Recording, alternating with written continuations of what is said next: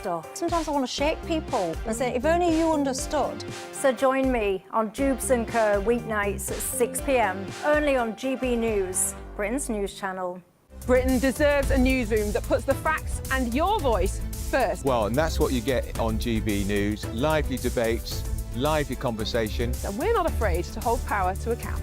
And each other. So join me, Andrew Pierce. And me, Miriam Gates, for Britain's Newsroom, weekdays from 9:30 on GB News. This is completely unique in the way that we interact with our viewers. Our audience aren't afraid to have their say. They want their voices heard now, and they've got a channel where that can happen. I find more and more as I'm wandering around, people come up to me and they say, we saw you on television. I say, oh yes, on what? On GB News. Hello, are you the famous Sue? The whole crew hit me here now. We came to celebrate. It's our job to be the eyes and ears of the viewers. They are part of the GB News family, and I'm pleased to say it's a very large family. And if people go to the time and trouble of listening and watching, then we've got to do a good job for them. Well, I'm here right in the epicentre of the protest. Here we go again. You just tuned in. Where have you been? It is raucous here tonight. That's what makes us the fearless champion of Britain.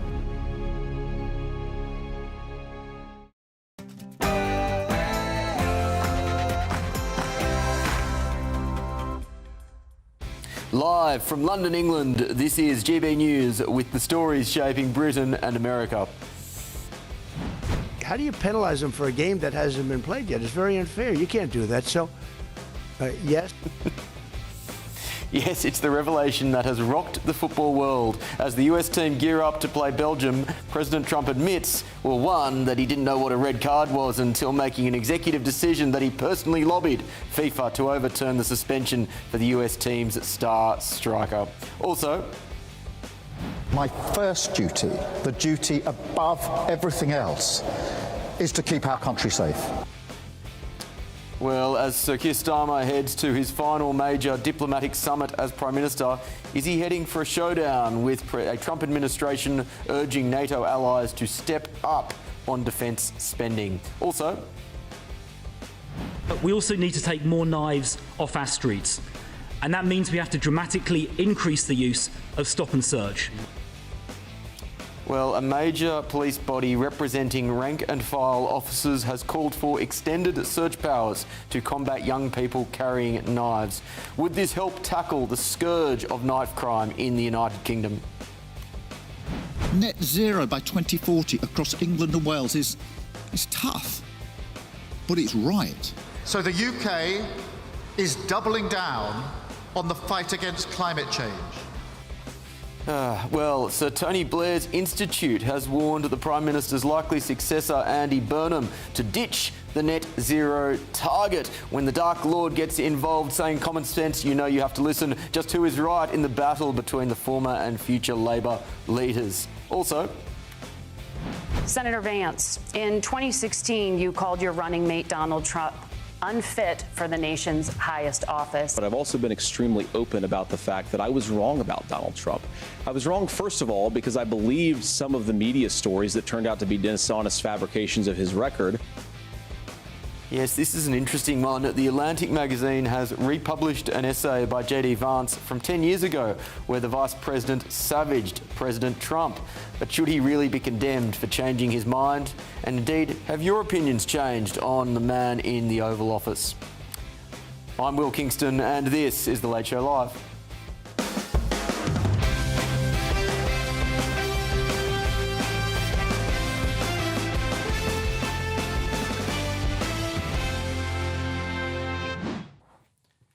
Welcome to The Late Show Live. Ladies and gentlemen, joining me this evening, we've got a stellar panel in London, journalist and commentator Benjamin Butterworth and political commentator Candace Holdsworth. And also in Washington, D.C., we have Senior Research Fellow of the Heritage Foundation, friend of the show, Simon Hankinson, and US political analyst Eric Ham. Thank you for joining me tonight, one and all. Let's go to our main news story this evening, and it is, of course, the intervention from Donald Trump with FIFA. The president has said he personally asked FIFA President Gianni Infantino to review Folarin Balogun's controversial World Cup red card in a game versus Bosnia and Herzegovina. The US striker's suspension was overturned before the last 16 tie against Belgium in just an hour, prompting accusations of political interference and fury from football chiefs across Europe. FIFA insists the decision was made under its disciplinary rules, but critics, including UEFA, warn the controversy risks damaging confidence in the tournament's integrity. And breaking tonight, it is reported that the FA are considering all options regarding an appeal of Jarell Kwanzaa's red card against Mexico. So, what implications could all of this have for fair play and integrity in sport? Not to mention now the political dimension in the United States of America.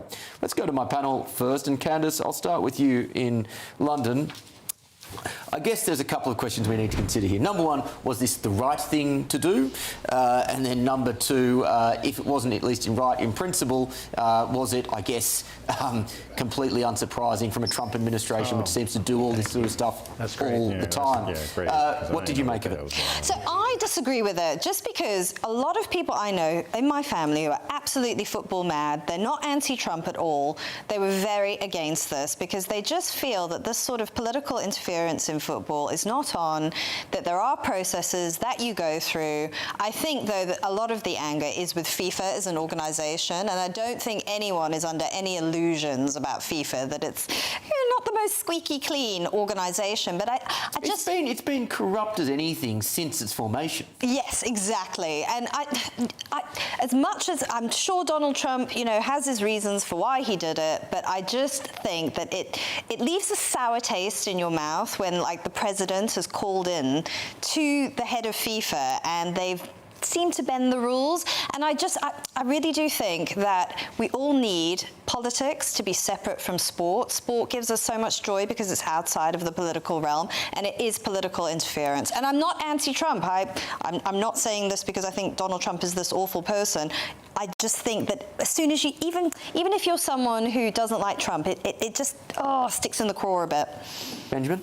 Well, I am anti-Trump. I think he's the Antichrist. He's a monstrous, unsympathetic, unethical leader who shouldn't be anywhere near power. It's always good to have your nuance on the Late Show Live, Benjamin. This shows exactly why, because he has no sense of honesty, no sense of fair play.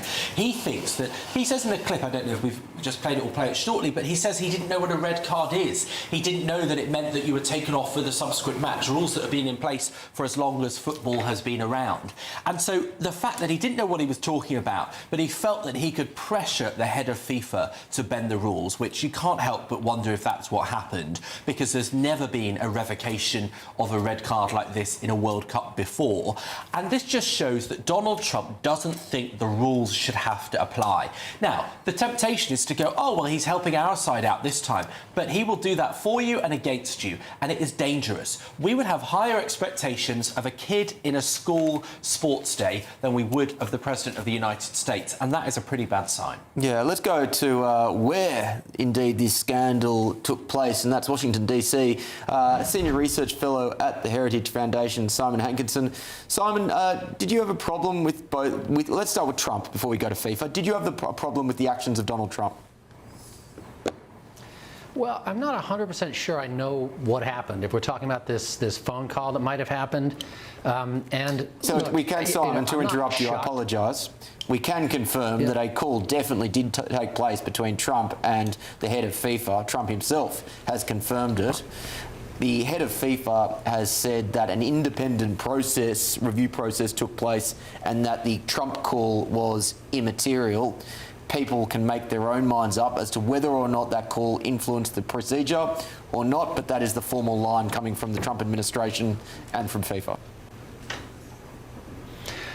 Yeah, well, you would expect that. I guess we say that's not a good look. I mean, it could look as if he's trying to interfere, but you also have to believe that there's some integrity in FIFA. I'm laughing as I say that because obviously the International Olympic Committee and FIFA and several of these international sporting bodies have reputations for corruption and malfeasance and so on. But look, it does seem an awful fuss over one microsecond of play on a field, and in the end, I'm not sure it's the international scandal that it's turned out to be. Well, Eric, I think it's a scandal in the United States because of what it says about the Trump administration. Now, I said when I was teasing the show earlier that this is a shocking but unsurprising story because really FIFA is acting in exactly the way that FIFA always acts, and that is a bit dodgy. And the Trump administration is acting in the way that the Trump administration acts in terms of embracing a policy of realpolitik and trying to push its weight around to get to an America first outcome. So in that respect, whilst, again, at the end of the day, football games aren't that important, this does reflect the broader philosophy of the Trump administration. Well, you know, it's often been said that sports is, at least in the United States, sports is the last bastion of meritocracy. It's the one place where your talent, your skill will always rise to the top. And the fact that the President of the United States got involved in a FIFA World Cup match that involved the United States, it's deeply problematic. It's problematic for the office of the White House. It's problematic for FIFA. We're talking about international games that take place. Soccer or football is the biggest sport in the world. And the fact that the President of the United States is now weighing in, that alone makes it political. And because the President is weighing in and making it political, that in turn makes it problematic. Because again, it takes out this notion of meritocracy, that it's about skill level, and team effort. And because of that, again, I think what we see here is a president who just doesn't recognize boundaries, don't think that they apply to him, and it's a bad look for, again, the office of the presidency, certainly a bad look for this president, and I think it's a bad look for FIFA as well. Well, you can make the argument it is a bad look for the president, but I would argue he knows exactly what he is doing. His base is saying that, well, Trump once again is putting America first. The Liberals are coming in saying that Trump is acting in a way which is unpresidential and unethical and, you know, pick your pejorative. And that's, again, exactly what he wants because, you know, he can wipe up the Liberal tears and laugh at them and say, ha ha, I've trolled you all again. So in some respects, really, Eric, this is really just the Trump playbook once again being played out. Well, yeah, but we have to remember, Donald Trump is not always going to be in office, and some of us still have to live in this country when he's gone. Some of us still have to hold our heads high as Americans when MAGA has eventually and hopefully left the stage. And I think the damage that he is doing, all of the consequences that will be wrought, unfortunately, they will not be consequences that he will have to face. They will be consequences that others coming after him will have to confront and deal with. And I think that is where this becomes increasingly more problematic, not less. And again, you're right. President Donald Trump has never had to address or concern himself with consequences or accountability, two words I don't think he really even knows exist. But again, he has left a trail of chaos in his wake, and others have had to be left picking up the pieces. And I think that's what we're seeing now, even when we're talking about this idea, this notion of sport. And this is not something that is just an issue that we see on the world stage because this being, you know, one of the biggest sporting global events in the world. This is something that we see actually take place every day in the United States. There has always been this tradition of sports teams that actually go to the White House after they win championships, and now that has become increasingly more polarized, and it's always now a massive question when teams win championships. Will you visit the White House under this presidency, which has never been an issue until Donald Trump became president of the United States. So this is something that I think has continued to trail him. We're just now seeing it at the global stage. Yep, I want to go now to Mexico City, where we have senior reporter for the Daily Mail, Nick Pisa. Nick, great to see you once again. We've been talking about this story for the most of the evening. I guess the question which is unanswered for me is, how likely is it that the influence from Trump actually led to this outcome, or would we in all likelihood have seen this red card rescinded anyway? Okay, well, from the very beginning, I should say that I don't think we would have seen this red card rescinded without his intervention. Certainly, my newspaper tomorrow is carrying this on the front page, as I gather many others back in London are doing so as well, because it's just absolutely outrageous. And the scandal and the corruption surrounding it just leaves a really horrible taste in your mouth. And if the United States go on to win tonight, and if Balogun scores, it'll be a tainted victory completely, really, when you think about it. It's just shocking. I understand as well from colleagues back in London who've been working on the story that, as you mentioned earlier, Donald Trump did call Infantino, but we understand that it was actually a series of phone calls between the two men, up to 3 phone calls between them in which they discussed this red card and having it rescinded. And as you said in your introduction, he didn't even know what a red card was, Donald Trump, so he's obviously not au fait with the rules of football. He then said he saw it as 2 athletes who just crashed into each other, which again is a rather bizarre thing to say. And then also he raised questions over the Brazilian referee, calling him suspect as well, which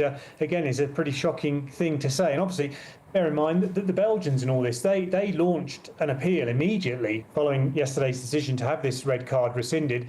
And then within a few hours, they were told, sorry, guys, your appeal has failed. You can't appeal it. Decision's been done. End of story. So obviously, they're absolutely furious. You mentioned this game kicks off in, I think it's a couple of hours now, isn't it, in the United States. And you have to wonder, what will the fans' reaction in the ground be, the Belgian fans? What will the players' reaction be to Balogun as well? I mean, obviously, at the end of the day, he's, how can we put it, he's sort of innocent in all this. It's something that's been taken out of his control. But, as we've said, the rules are the rules, and they shouldn't be broken. I'm thinking now about whether or not this sets a precedent within for FIFA for the rest of the World Cup. The Football Association is considering appealing Kwanzaa's red card. I do wonder whether now they would be more likely to overturn that red card because of the precedent they've set with the United States. Do you know what? Initially, when I heard that news, I thought, yes, why not give it a go? But now I'm thinking, well, hold on a minute. The Football Association, football, it was invented in the UK. The UK made the rules, if you like, Great Britain made the rules. It's a British game. And to sort of lower ourselves to jump on this bandwagon, and because someone else has complained about red card, let's do it. I think it would also taint our reputations. We'll be tarring ourselves with the same brush. So, like I said, initially I thought that was a good idea, but now I'm not so keen on it. And I know that Thomas Tuchel was asked about this yesterday in his press conference as well, because Harry Kane got a yellow card as well, and he was specifically asked, would you try and rescind this? Would you get Harry Kane to call Donald Trump? I mean, that may work, joking aside, because I don't know if you saw, there was a tweet yesterday from Donald Trump saying that Harry Kane was the world's greatest player, or one of the greatest players in the world as well. So he obviously noticed the skill of the England striker. But yeah, I mean, going back to your original question, I just don't think that the FA should do it. So this game is kicking off shortly. Do you think when we will see the crowd at the stadium, will there be a rally around the flag effect for the United States, or do you think there will be a blowback from the actions of the president? I'd be absolutely astonished if there wasn't a blowback at all from the Belgian fans in that crowd. We know that back in Belgium, the FA there, the Belgian FA has appealed, and they said they are going to take this further as well, even after the final whistle goes tonight in a few hours. They're talking about taking it to the Court of Arbitration for Sport, and they're going to ask for the United States to be thrown out of the tournament, which, if that happens, I mean, that will cause all manner of apocalyptic reaction, really, won't it? Because the United States are the holders are the hosts of this tournament, and it's just wrong, really. It is. It's just smacks of corruption, and you also have Sepp Blatter, who was the former FIFA president, who himself was tainted with scandal and corruption. He's come out as well and said that it smacks of cronyism as well. I mean, if you've got someone like that saying it, then it obviously is, isn't it? Well, it takes one to know one, I would suggest, Nick. I saw that tweet from Sepp Blatter and I did think, maybe, mate, this is one for you to sit out. I don't think you are necessarily a beacon of moral authority there. Nick, thank you for your time. Looking forward to chatting to you throughout the week as we build up to a blockbuster game against Norway on Saturday. Still ahead on The Late Show Live, ladies and gentlemen. My first duty, the duty above everything else, is to keep our country safe. Well, your first duty, and it will be your last duty, Sir Keir Starmer, your final major diplomatic summit as Prime Minister, the NATO summit. Is he heading for a showdown with the Trump administration, who are urging NATO allies to step up on defence spending? This is The Late Show Live on the People's Channel, GB News.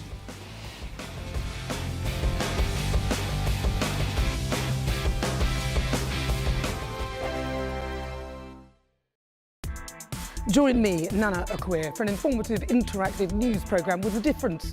It's fun. No, he didn't say that, Dave.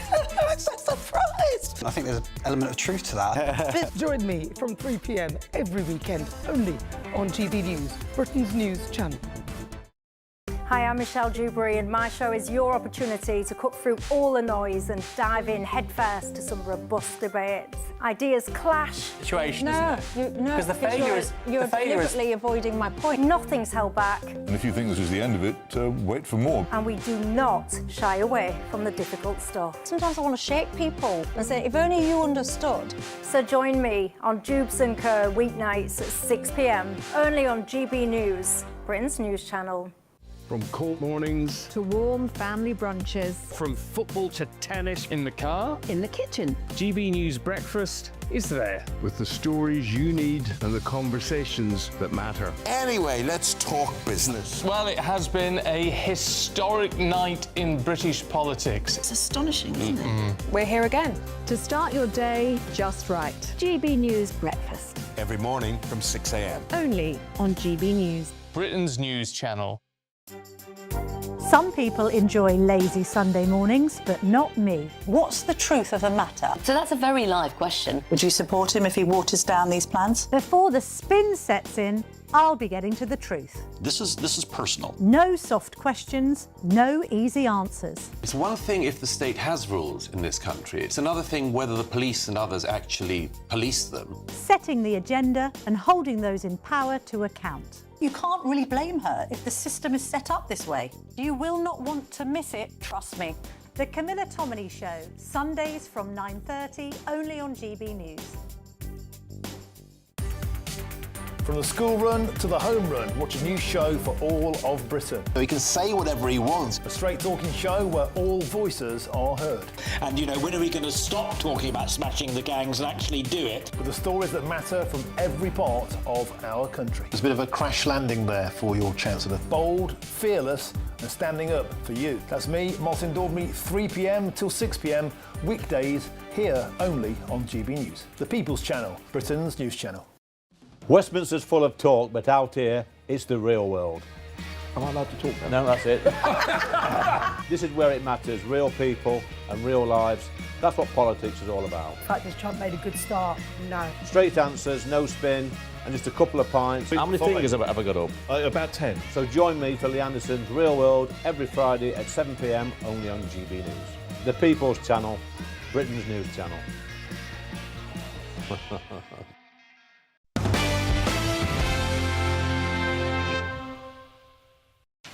Welcome back to The Late Show Live with me, Will Kingston. So Keir Starmer is heading into what no doubt will be a difficult NATO summit after the US warned allies they're not spending enough on defence, and not for the first time. The White House says countries lagging behind must increase military spending faster, with Britain expected to come under pressure over its long-term funding plans. It follows the release of the government's defence investment plan last week, under which UK defence spending is set to rise to 2.7% of GDP by 2030, with a stated ambition of reaching 3% during the next parliament.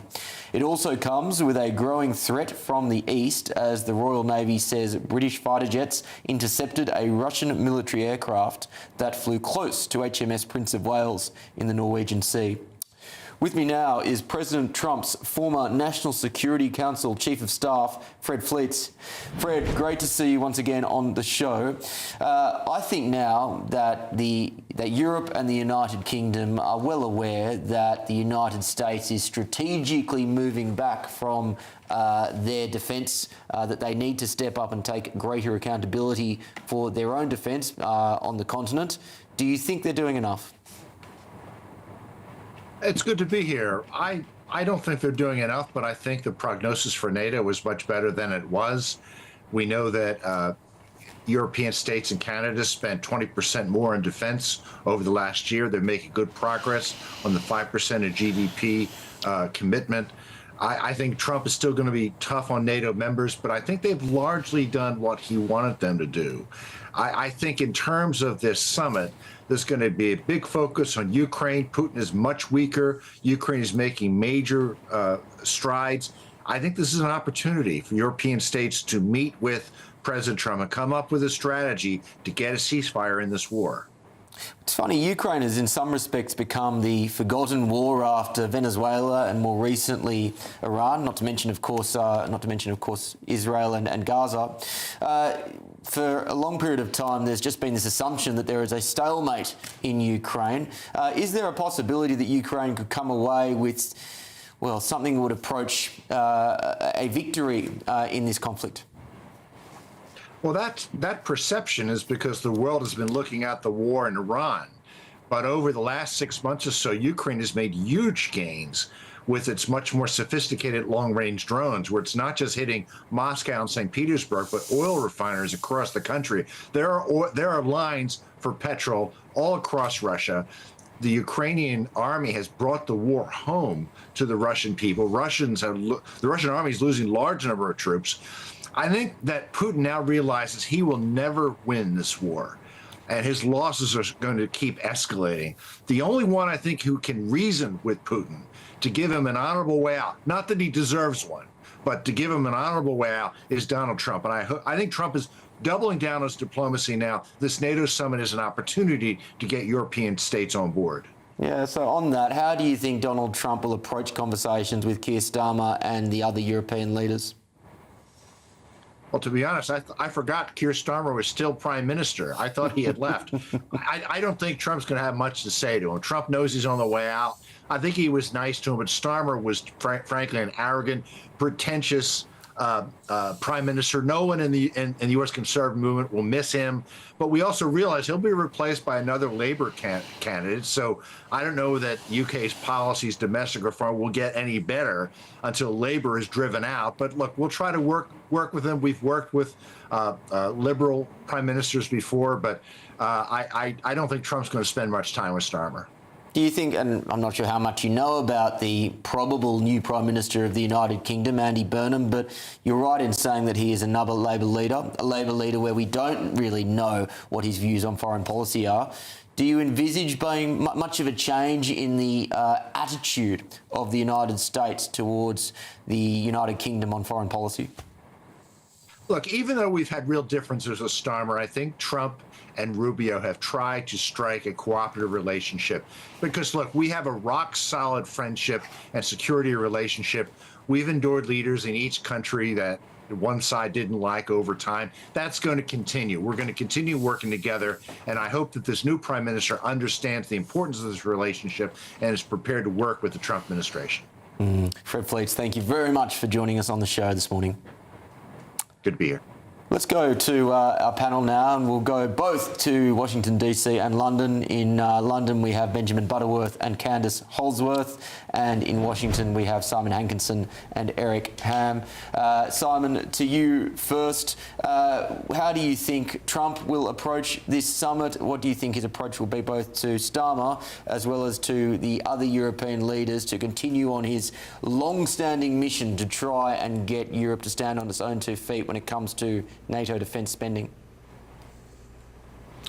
Well, Trump's not a detail guy. At least that's not been my impression. He's a big picture guy. And what he knows is that the United States has been carrying too much of the load for 80 years, and we have tried and failed over those years to get Germany, France, Britain, Spain, etc. to pony up. Eastern European countries have done it, but there's a minimal level of defense funding that you need to have the ships and the men and the planes to be able to defend yourself and to be able to participate meaningfully in NATO. And it doesn't matter if you're putting in 1.5% with a target to get to 3% by the year 2075. It's got to be realistic. So I think you'll be focused on that big goal. Please put up. You said you're going to do this. Just do it. Yeah, Eric, what do you think will happen? Well, we've already seen all 32 nations have actually met that 2% threshold GDP. Now that number has been pushed up to 5%, and most nations are now actually going to get there. In fact, I believe it's the Netherlands that is now on a per capita basis actually spending more than the United States. So I think Keir Starmer is going to be the least of President Donald Trump's issues or problems at this NATO summit. I think what we're going to see Germany is already, we saw last week, the E5 nations, the largest European nations, have already come out making clear that they are going to be more aggressive in their spending as well as their support to Ukraine in this ongoing war against Russia. And so I think what we're going to see here is this is still going to be NATO versus the United States, because President Donald Trump is still pushing back on NATO. He simply just doesn't want to be part of this multilateral institution or organization anymore. And I think what we're seeing here is no matter what NATO does to try to appease President Donald Trump, it's never going to be enough. This is an organization that the United States has led for more than 60 years. It's an organization that grew out of World War II. It's an organization made up of democratic nation states. And right now, President Donald Trump is on the outside looking in, perhaps with Erdogan of Turkey. He just doesn't see himself aligned with these nations. And we already see that in terms of what Pete Hegseth has said in terms of the military review that's taking place with other nations, namely Germany and, of course, Canada. And so I think we're going to see that conflict, that brewing tension continue to play out at this upcoming summit. Benjamin, Eric used the word appease there, and I would suggest that at least at the start of his prime ministership, Keir Starmer did try and appease Donald Trump with some limited success. That still wasn't enough, and Trump turned on him. Will we see a Keir Starmer with, to apologise for the phrase, no S's left to give, who will stand up for Donald Trump? How do you think he will be approaching this summit? No what left to give? No what? I couldn't tell what you said there. No S's left to give. Have you not heard that expression? No, I've no idea what that means. That may be an old Australian expression, forgive me ladies and gentlemen, but basically means he really couldn't care less anymore about how he comes across to Donald Trump because he's out the door anyway, so will he have a more cavalier approach to the president? I doubt it, because Keir Starmer, one thing that he's been good at is he certainly, until recently, had a much better relationship with Donald Trump than people would have anticipated, given their very different politics and very different characters. I think he is a diplomat by nature. He's not a man that likes to make radical comments. That's been one of his downfalls, that it was kind of hard to cling on to whatever it was that he believes. There was no lack of narrative. So I suspect he'll be exactly the same and behave with that sort of self-discipline and dignity in the outgoing NATO conference for him. I think it's probably right to say that Donald Trump won't take a particular interest in him because it wouldn't be so useful. He's not the decision maker. So what is it that they would discuss meaningfully, given that there'll be a different head of the UK government in 2 weeks' time? And so, you know, you don't see why they would spend a particular amount of time together. But I do think that one thing that Keir Starmer should be lobbying for, and has been admirably clear about in his 2 years as Prime Minister, is the support for Ukraine. You know, when Donald Trump behaved deplorably in the Oval Office with President Zelensky, it was Keir Starmer who called Zelensky to London when he met with the King on the same visit, who rallied European leaders. And at the moment, you know, in the last year, Russia has gained just 0.7% of Ukrainian land. They are doing a terrible job, but they're currently short of interceptors. And NATO countries, the UK, the US, need to provide those to Ukraine ASAP. Yeah, we will get more to Keir Starmer's foreign policy legacy in the next hour. But Candice, I'll go to you. When you look ahead to this NATO summit, what are you envisaging? Well, like everyone has said, I don't think Donald Trump's going to pay that much attention because Keir Starmer's sort of yesterday's man now. I also think Keir Starmer will probably be quite obstinate. You know, what I've sort of picked up on people I speak to within the Labour movement, they've become increasingly sceptical of this whole idea of reaching 5% of GDP for defence spending. They see it very much as zero-sum. So the more you're spending on the military, the less you're spending on hospitals and schools. And I also think, for a lot of people on the left, I think they have a problem with that. I think that for them, you know, you shouldn't be funding bombs. You should be funding the NHS. I do see such a... I do have an issue, though. You know, Keir Starmer's... I totally support Ukraine, and, you know, Keir Starmer does as well.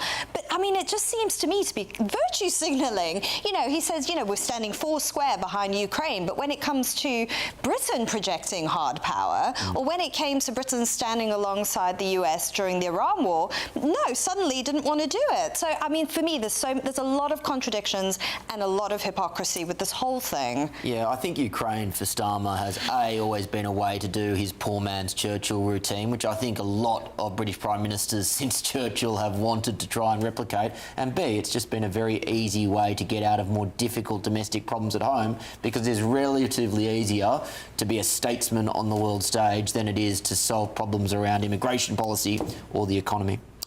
That's all for now, but we will be returning to this NATO summit in the next hour. Still ahead on The Late Show Live. But we also need to take more knives off our streets. And that means we have to dramatically increase the use of stop and search. A major police body representing rank and file officers has called for extended search powers to combat young people carrying knives. Would this help tackling the scourge of knife crime in the UK, or is it just another band-aid solution? This is The Late Show Live on the People's Channel, GB News.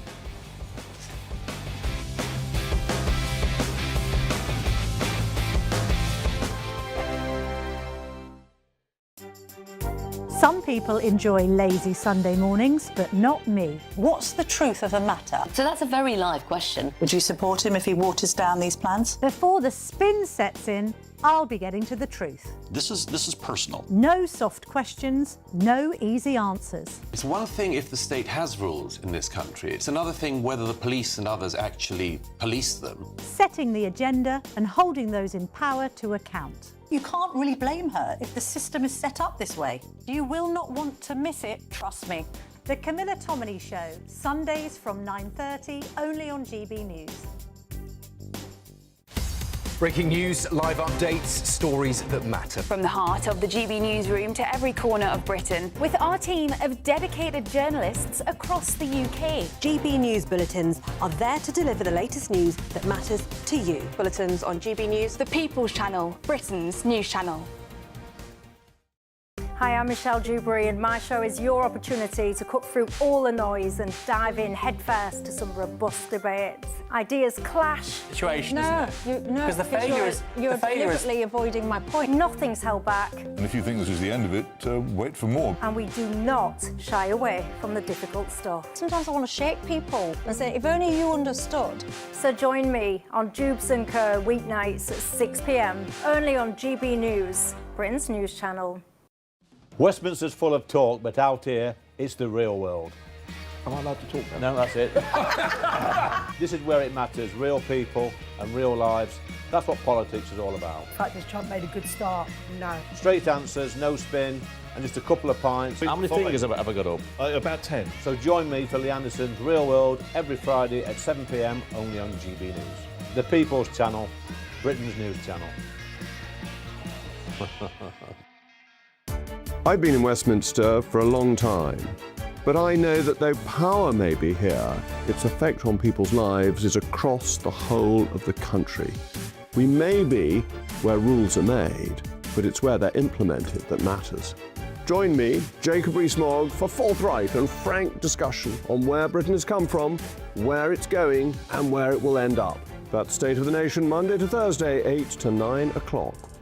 Vox Populi, Vox Dei. From the school run to the home run, watch a new show for all of Britain. So he can say whatever he wants. A straight talking show where all voices are heard.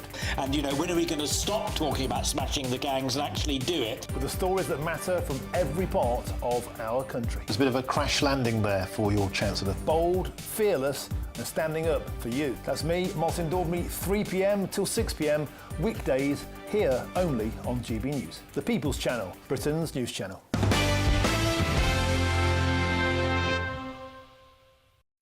Welcome back to The Late Show Live with me, Will Kingston. Scotland's Police Federation is calling for stronger stop and search powers after more than 140 young people were caught carrying in the past year. The body representing frontline officers says too many legal obstacles prevent police from taking weapons off the streets before lives are lost. The policy is undoubtedly a controversial one that prompts fierce debate, but would it help tackle the scourge of knife crime? With me now, former Scotland Yard detective and the winner of the We Love GB News favourite guest competition, Peter Blexley. Peter, great to have you back on the show. Simple question to start. Will this work? Stop and search is the most powerful tool in the police's armoury in the battle against crime, not only knife crime. And the harsh reality is there simply is no replacement, no alternative. So it's absolutely vital that police officers carry out stop and search, because it takes weapons, guns, knives, drugs, counterfeit currency, stolen property, and so much more off of the streets. But the big trouble is, and the debate over stop and search has raged for decades, is that certain politicians are very nervous about it. They don't like to upset particular minorities who tend to commit more of a particular type of crime, and therefore should be stopped and searched more. People claim that it's discriminatory and it's based on racism and the such like. And of course, as long as you've got politicians and senior police officers who fail to support the frontline officers doing this vital work, then there is always going to be issues and problems around it. Do you support the use of racial profiling alongside stop and search? If you police an area that has a sizable minority, no matter what colour, creed, faith, race, religion, and that particular minority group commits a higher percentage of a particular crime or is more prone to carrying weapons, then quite frankly, you don't need any profiling. If they're the people committing the crime, then they are the people that need to be stopped, searched, and when weapons or drugs are found, they need to be arrested. It's really quite simple. It's by adding race and colour and creed into the mix that frightens police officers from doing stop and search, because they're fearful of an allegation of racism. And it's exactly that kind of language which has been trailed by so many politicians over the years. In particular, the worst ever was Theresa May as Home Secretary and as Prime Minister, who dramatically got the police to slash stop and search numbers. And guess what happened? Crime went up, lives were lost, and here we are now with a rampant epidemic of knife crime in the UK. Of course, Theresa May is not here to defend herself, but I take your point. Finally, Peter, knife crime has exploded not just across Scotland, but across major cities in the United Kingdom in recent decades. What do you put that down to? Well, it's a combination of things. Social workers might tell you it's absent parenting or a lack of opportunity for certain pupils. But basically, that's not an issue for police officers. The issue for police officers should be stopping the crime, preventing the crime. The reasons behind it are for the sociologists, the psychiatrists, and the such like. Police officers need to be on the streets, like Chris Philps said in that clip before this piece. Police officers need to be on the streets doing lots and lots and lots of stop and search, because when weapons are found, they're taken off the streets and undoubtedly lives are saved. A dose of common sense, as always. Peter Blexley, thanks for your time. Thank you. Let's go now to my panel in London. Benjamin, I'll start with you. Do you support the use of stop and search, particularly in communities where there may be particular sensitivities from an ethnic or cultural perspective around the use of stop and search? Well, obviously stop and search can be a useful tool in order to find criminal behaviour, to find knives, but it's not as simple as just stopping and searching everybody because then you'll find some knives, because one of the best means that policing have, in this country especially, is intelligence, the community being open and sharing information with police officers. And if you get a situation whereby you break down that relationship between a police and a community, you also lose out on a great deal of information that can lead you to resolve and prevent crimes. And if you also put yourself in the shoes of a black man who lives in an area with a problem with this, who is as law-abiding and as well-behaved and as hard-working as anybody on this panel, but regularly when they leave their house, they are stopped and cornered by police officers and go through the indignity of being searched in the street. You can see why, when they've done nothing wrong, repeatedly having that happen to them in their lives is going to cause problems, and quite understandably so for those people. Sure, I can understand that. At the same time, it is an uncomfortable truth, Candice, that there is a significant disproportion of black victims as well as black perpetrators of knife crime in several cities in this country. Does that justify the use of stop and search, which may have an associated element of stopping and searching people who have the characteristics of a particular ethnicity, if it means that more lives will be saved? Yes, and I think that's why you often have activist groups that are made up of parents who've lost children to knife crime. Some of them can actually come from ethnic minorities, and they will be the proponents of stop and search because they know it works. I think that this politicizing of something that's very useful to policemen and women who are on the ground, they know what they're doing, they're the frontline officers, as Peter Blexley has said, has produced the absolute opposite of what you want. You've seen an increase in knife crime. I don't think that these police officers are going out to discriminate against anyone, and I think that there's such a problem now that we're putting the fear of God into them, and we're increasing the mental load when all they should be doing when they're out on the streets is preventing knife crime. If there's a deeper issue where certain people from certain races are getting stopped more, then we have to look into that and we have to explore that issue. But I don't think that the onus should be put on the police officers. That's the wrong place to look. Yeah, it would be better if we were putting the fear of God into criminals. Cabinet Secretary for Justice Neil Gray has said there is no reason to ever carry a weapon at any time. The Scottish Government fully supports Police Scotland to take appropriate and proportionate action to safeguard public safety. Stop and search is a valuable tool in combating crime and keeping people safe. We continue to work with partners to tackle and prevent youth violence, and in particular youth crime, knife crime, alongside education, diversion and mentoring programs. This is supported by our investment of more than £8 million since 2023 in targeted prevention and early intervention activity in schools, hospitals and across communities to tackle violence and its harms. We are also investing record funding of more than £1.7 billion for policing in 2026-27, and Scotland continues to have more police officers per head of population than England and Wales. Breathe. Still ahead on The Late Show Live.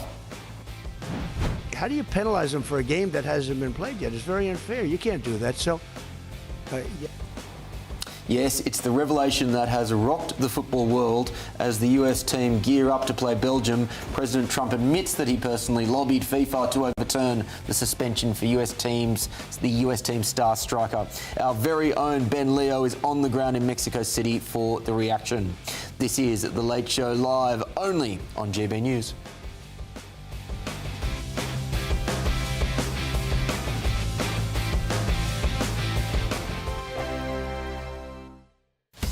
Breaking news, live updates, stories that matter. From the heart of the GB newsroom to every corner of Britain, with our team of dedicated journalists across the UK. GB News bulletins are there to deliver the latest news that matters to you. Bulletins on GB News, the People's Channel, Britain's news channel.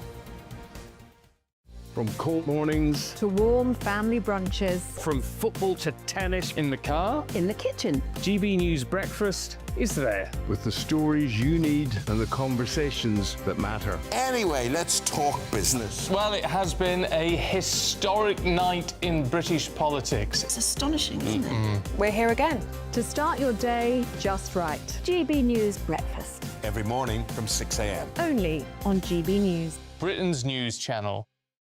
Westminster's full of talk, but out here, it's the real world. Am I allowed to talk No, now? that's it.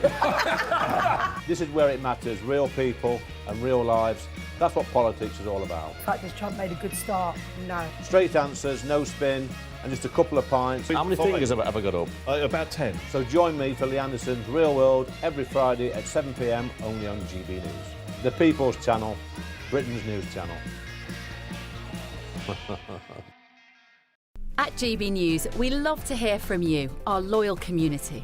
So drop us a line at gbnews.com/your say. There you can talk to each other and also to the presenters live on air gbnews.com/your say, because GB News is your channel, Britain's news channel. Join me, Nana Akweer, for an informative, interactive news programme with a difference. It's fun. No, he didn't say that, Dave.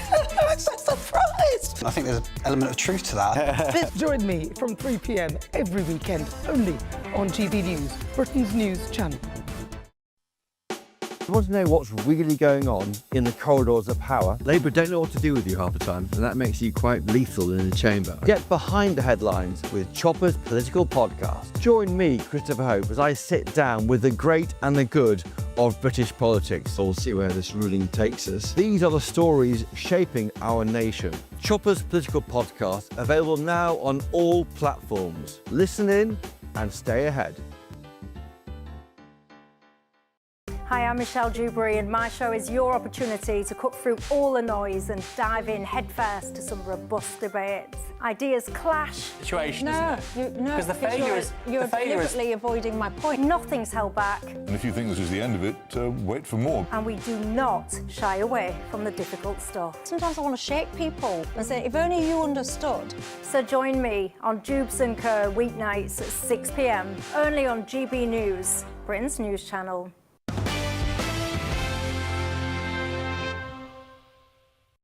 Welcome back to The Late Show Live with me, Will Kingston. Back to that World Cup controversy that has divided so many football fans. President Trump says he personally asked FIFA President Gianni Infantino to review Folarin Balogun's controversial World Cup red card in a game versus Bosnia and Herzegovina. The clash against Belgium is imminent, and one can only imagine the controversy if the US star striker finds the back of the net. Let's go live now to GB News Chief US correspondent Ben Leo in Mexico City. Ben, I've been watching you this evening, mate. I've rarely seen you so wound up about any issue on this channel as I have seen you about this FIFA controversy, and I've seen you accosted by angry leftists on the street regularly in the United States. Why are you so angry about this one? Well, because it's unprecedented, and I love football. I've grown up with football like millions of fans all around the world. It's a very special game. For some, it's a religion. For some, it's everything in their life. And I think when you have an instance where a nation, a great nation like America, is hosting a great World Cup, and it's an amazing World Cup so far. Everything's going very well. I mean, ticket prices is a conversation, but capitalism, that's supply and demand. They're doing so well. And when you have the leader of a nation, be it President Trump or anybody else, doesn't matter who they are, personally calling the boss of FIFA and asking him to review a red card for one of his host nation's players, his star player, Balogun, who's playing tonight. And you can absolutely guarantee, Will, he's going to be scoring against Belgium tonight, just to add some fuel to the fire. It's just not on. It raises all sorts of conversations about ethics, about transparency, about the integrity of sport, about conflicts of interest, about potential corruption. FIFA has been in recent years, recent past, including previous presidents, an absolute cesspit of corruption. So it's down to people like Gianni Infantino to be a guardian, a steward of the beautiful game, which, if you ask me, is no longer a beautiful game, not just because of this incident, not because of the hydration breaks, not just because of this World Cup, but for many, many decades now, I'd say about 20 years, I think the working man's game is no longer, but that's for a myriad of reasons.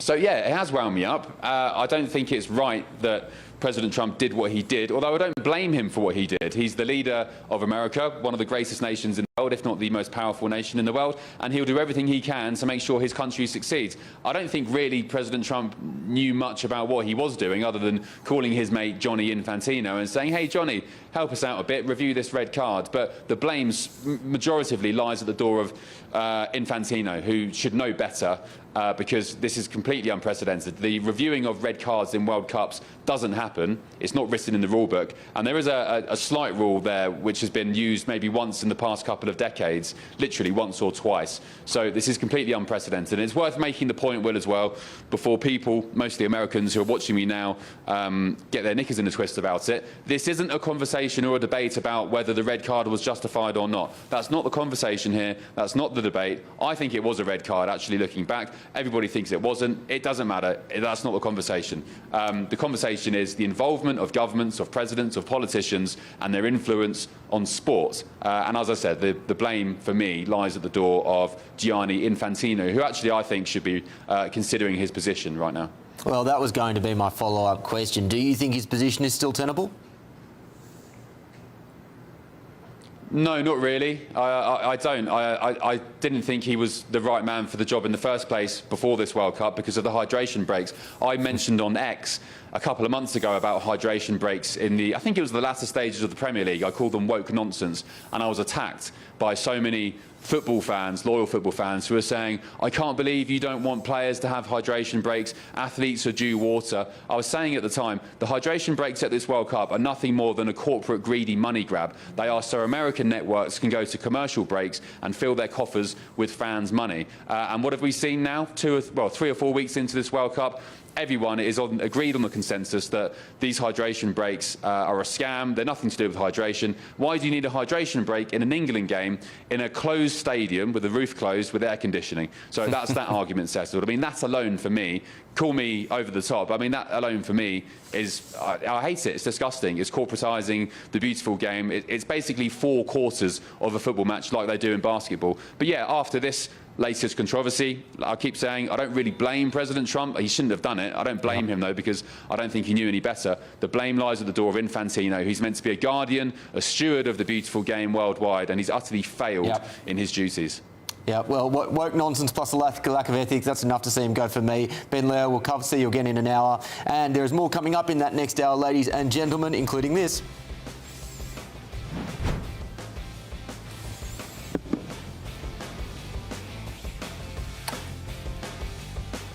Yeah, well, that's Sir Tony Blair's Institute, and they have warned the Prime Minister's likely successor, Andy Burnham, to ditch the net zero target. Who's right here and who is wrong? That's all coming up on The Late Show Live.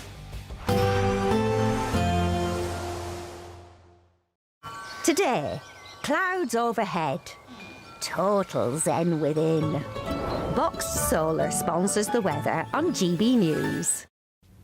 Morning, sunny and pretty hot for most places across the south today. Further north, again, quite a bit of cloud, some rain across northern Scotland this morning. It'll slowly be easing down, and the warmth is going to become more widespread over the next few days. But certainly today, quite a contrast, hot and sunny across the south. Further north you go, the thicker the cloud. Quite a wet start for parts of Northern Ireland and western Scotland. The rain on and off across the Highlands and the Western Isles for most of the day. But elsewhere, I think we'll see the rain petering out, turning a bit brighter over northern England and southern Scotland.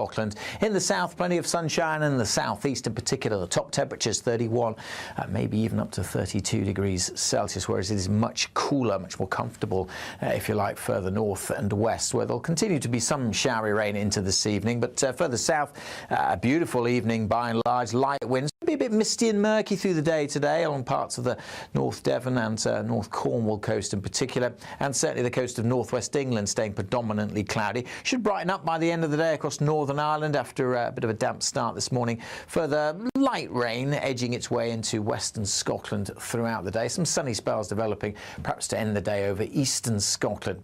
As we go through the evening and overnight, not a great deal of change. Most places staying dry, long clear spells, but the warm air is in place, so temperatures are going to struggle to drop too far away.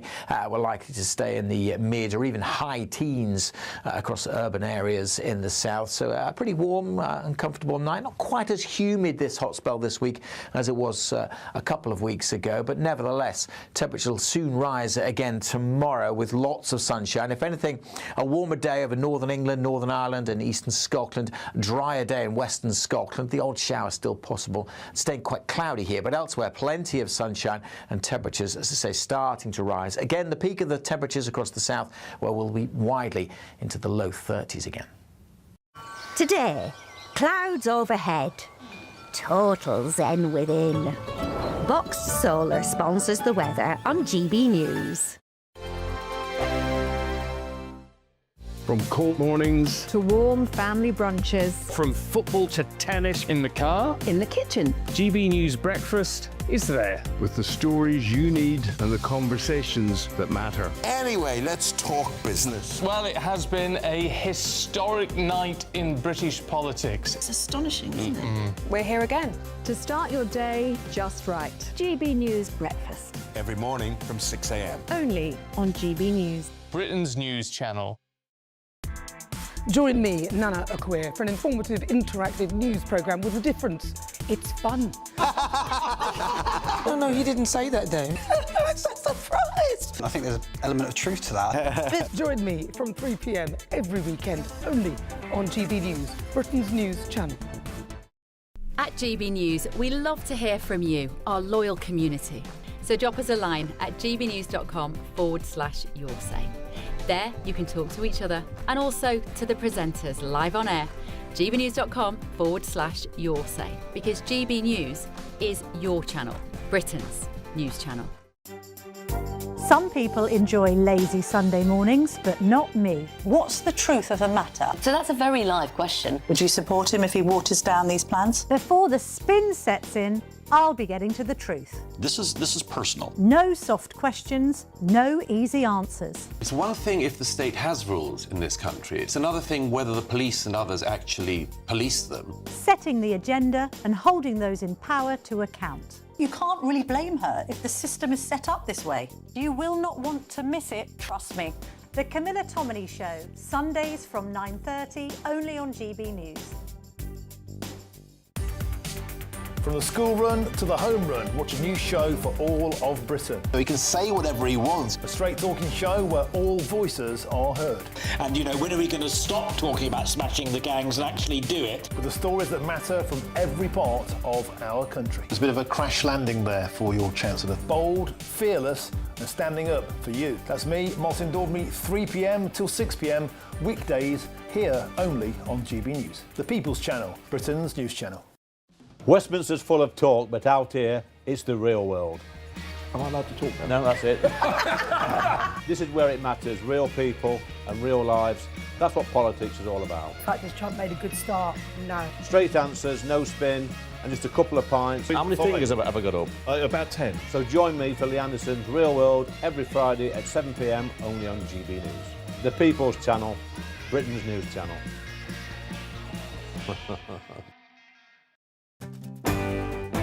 I'm Tom Harwood.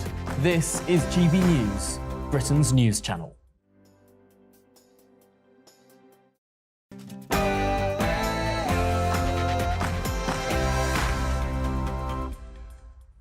Live from London, England, this is GB News with the stories shaping Britain and America.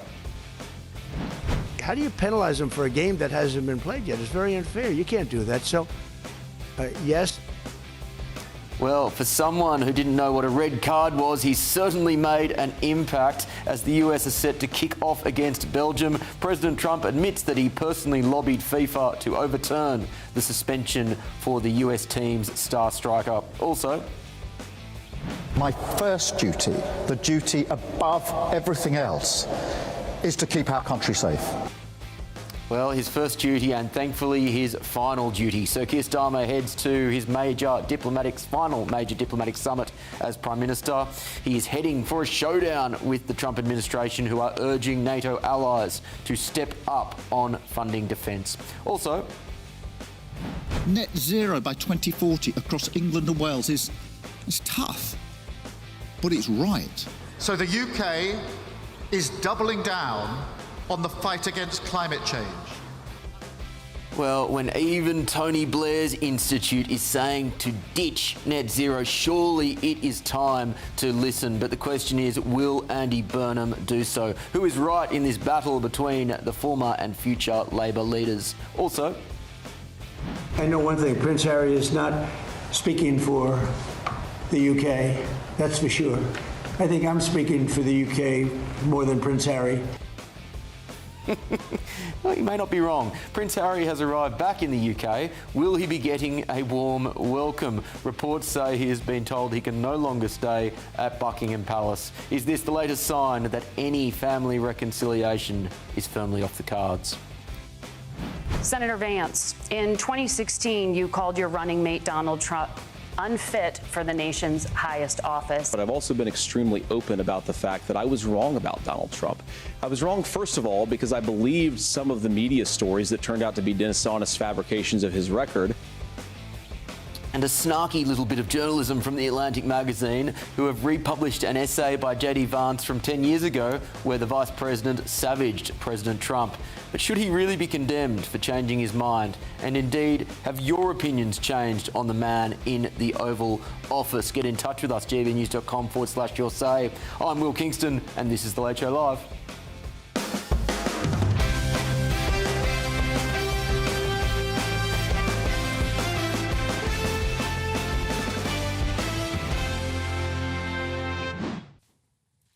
Welcome back to The Late Show Live for another hour, ladies and gentlemen, with me, Will Kingston, and a stellar panel in London. It's Benjamin Butterworth and Candace Holdsworth, and in Washington it is Senior Research Fellow at the Heritage Foundation, Simon Hankinson, and US political analyst Eric Ham.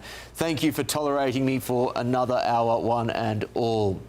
Let's move on to more main news this evening, and that is Sir Keir Starmer is heading into what no doubt will be a very difficult NATO summit after the US warned allies they're not spending enough on defence. Of course, this has been a consistent cry from Donald Trump and the White House, who have said countries lagging behind must increase military spending faster, with Britain expected to come under pressure over its long-term funding plans. This follows the release of the government's defence investment plan last week, under which UK defence spending is set to rise to 2.7% of GDP by 2030, with a stated ambition of reaching 3% during the next Parliament. Let's go now to my panel on this. Of course, Candace, we covered the approach that Trump and Starmer will take to NATO in the coming days. But I want to take a broader lens here, because this will be the final appearance of Keir Starmer on the world stage. He's hoping. What do you make of his foreign policy legacy? I think it's been very poor. I think that he has damaged the UK's relationship with the US, which has for many years been shoulder to shoulder. Even Tony Blair said to Keir Starmer, when the US comes to you and asks for help, you give them that help. And he didn't do it. And I just think, thank goodness most people who work in security, who, MI5, MI6, all these various places, they say things there are still fine. But politically, the way that he made a public schism like that, which I'm sorry will only strengthen our adversaries abroad, was just so cack-handed. He and Hermer thought that they, as lawyers, knew better than the military chiefs in America. I just thought the whole thing was a disgrace. Benjamin, you said in the last hour that Starmer is a natural diplomat. I personally don't see that. I think he's been very hostile to his adversaries, both within the Labor Party and across the nation. Perhaps it started with some green shoots with Trump, but of course it very quickly went south. Do you think he leaves a net positive or a net negative legacy on foreign policy?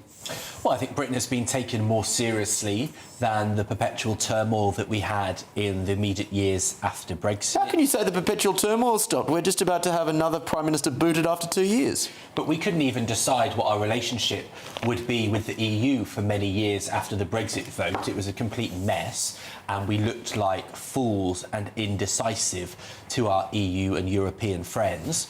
That has been put to bed. I think when President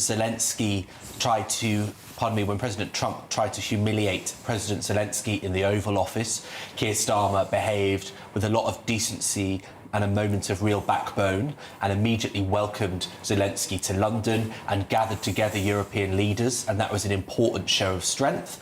And I was in Ukraine 2 weeks ago, and people there call the United Kingdom their closest ally. They're very grateful for the support, not just from Keir Starmer, but from his predecessors like Boris Johnson. That's continued to be strong and reputable. And I think that, although won't rewrite history, I initially agreed with the action in Iran because the IRGC are monstrous Islamist fascists that would wish to kill every Jewish person in the world. However, I don't think it was a mistake really for Keir Starmer to not support it, because it became very obvious very quickly that Donald Trump had no plan and no strategy, and that's why it was such an expensive mess. I disagree. I think that the strategy was very clear from the beginning. What was it? So they had a number of objectives, and I think that they have done very well. So the first was to tackle their nuclear program, and I think they've set it back by a number of years. It was also to deplete their missile stocks, which they have done, and it was also to challenge their proxy network, which I think they've made enormous progress on. I don't know what way they've got rid of the proxy network, but we failed for many years to deal with that. I've reported on it extensively. But they said to the Iranian people, Trump said that we're coming to help you and we'll get rid of the regime.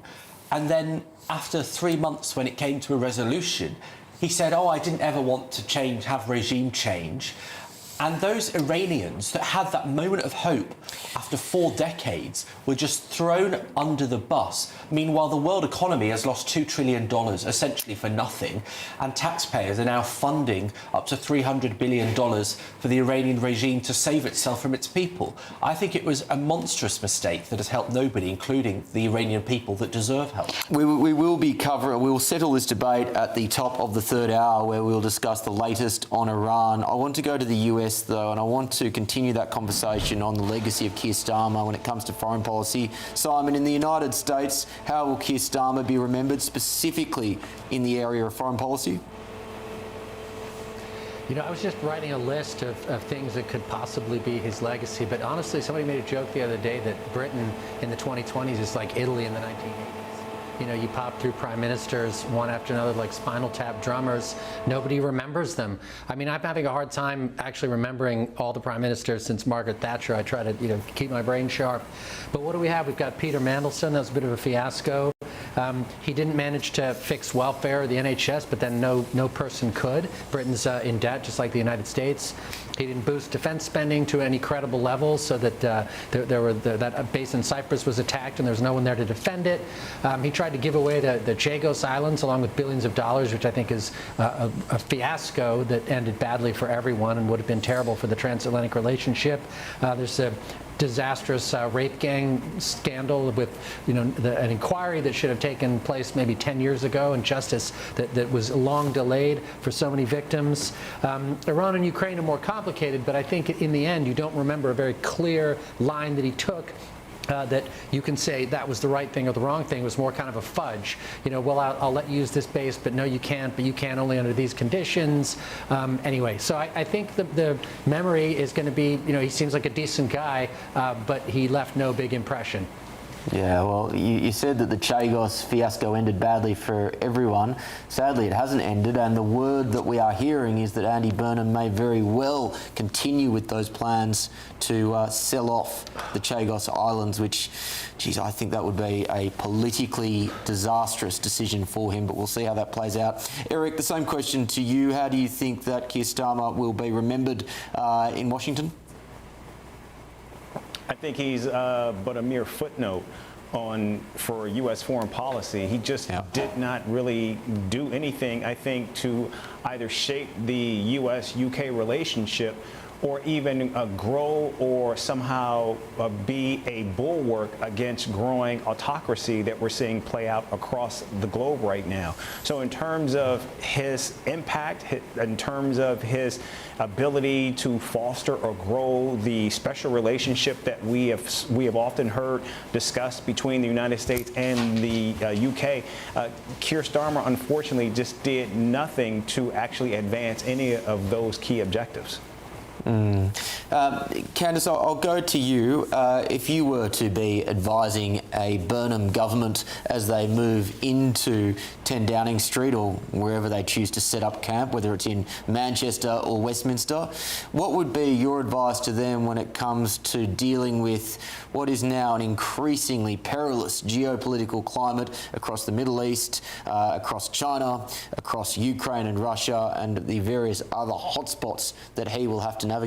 Well, number one, back away from this Chagos deal. I mean, if it's true that he's going to pursue it and carry on with it, I think that that could kill his premiership. I mean, it is so toxic. I think a lot of people increasingly, even in Labour as well, sort of recognise that that era of Britain not projecting hard power in the world is just not tenable anymore. I mean, you mentioned all these various threats and how we're moving into an increasingly perilous geopolitical era, and we can't be bowing and scraping on the world stage. But my big concern is I don't really know how Andy Burnham is going to approach foreign policy, and even Keir Starmer has criticised him on that and has said you can't ignore it. So I think the thing is he hasn't said anything explicitly about what he's going to do, and that is a big concern because we've actually got no idea what he's going to do. Well, one of the reasons, of course, that Andy Burnham will find it hard to fund increased defence spending is because there are very few areas where they are looking to cut from the budget. Now, one area where I'd suggest there are big cuts that can and should be made are around the United Kingdom's net zero agenda. So Tony Blair's think tank is urging Andy Burnham to ditch Labor's flagship 2030 clean power target. They have warned that cheaper energy must take priority if Britain is to revive economic growth. This intervention piles fresh pressure on Ed Miliband's net zero agenda. Of course, he is also one of there's a Freudian slip, one of the favourites to be a potential chancellor under a Burnham government. There are calls for more North Sea oil and gas, lower energy bills, and a broader energy mix. So far, Andy Burnham has stayed quiet on whether he would continue Ed Miliband's net zero agenda, although, again, that may be seen as to whether or not he makes Ed Miliband the Chancellor. So, for the sake of Britain's energy security, which former Labor leader's advice should he heed? With me now, the Research Director at the Taxpayers Protection Alliance, David McGarry. David, thank you very much for joining us this morning. It really does say something when Tony Blair comes out and says, you know what, you guys need to see sense and recognise that net zero policies are toxic when they are leading to Britain paying the highest industrial and one of the highest consumer electricity prices in the advanced world. Well, thank you so much for having me on, and you're entirely right. It is a fact of modern life that energy, if I can be a little bit quaint, powers everything. And without energy, nothing can be done. And the blatant restriction of energy and energy production by governments in Europe and elsewhere, we've seen some governments here in the United States attempt this kind of thing in the last decade. This kind of restriction bears down on the people, and it tells them that the kinds of great endeavors that businessmen attempt and that can make a country proud should not be attempted in the first place. And on the other side, the citizens feel it every single day as they pay higher and higher energy bills. And they begin to wonder what the end of these ideologically driven and partisanly motivated measures actually are. Yeah, and look, when you see surveys that are done about climate action, a lot of the time it depends on the way the question is framed. So should a country take action on net zero? You generally still see popular support for that in the United Kingdom. But of course, that number drops significantly when you say, well, that action would mean that you do have to pay more for your energy bills. How can, and again, this will be difficult when there are clear ideologues in the UK government, but how can opponents of net zero make the case better to junk these masochistic policies? Well, they say that there are lies, damn lies, in statistics, but to be quite frank, I'm a little bit more worried about biased polling questions in this context. The fact is that the best way to make the case is to level with the people about what the actual costs are of energy. If you were to ask, do you want net zero and unicorns and world peace? Of course, most people are going to sign on to it. But if they're confronted with the basic reality that these mandates will slow the economy, will dampen prosperity, and ultimately raise the bills that they pay every day as they struggle through an otherwise tough economy, I think you'll be finding some very different answers. Yeah, David McGarry, thank you very much for your time this morning. Thank you so much. Let's go to my panel now. Candice, I'll start with you. I'm always fascinated when Tony Blair via his institute, makes an intervention in British politics. That essay he wrote, what was that, about a month or so ago now, received widespread attention. Some sensible things he said in there. Why do you think that he has come out with this? And by the way, this isn't the first time that he's come out and said that they need to reconsider net zero. Is it just because this is common sense, or is there a more dark, potentially sinister motive that we can apply to Tony Blair's intervention here? I don't think there's a dark or sinister motive. I think that there's been a great deal of pragmatism that has opened up on the issue of net zero. I think it first started under Rishi Sunak. He started opening up a bit of a middle ground and sort of shifting the net zero targets around.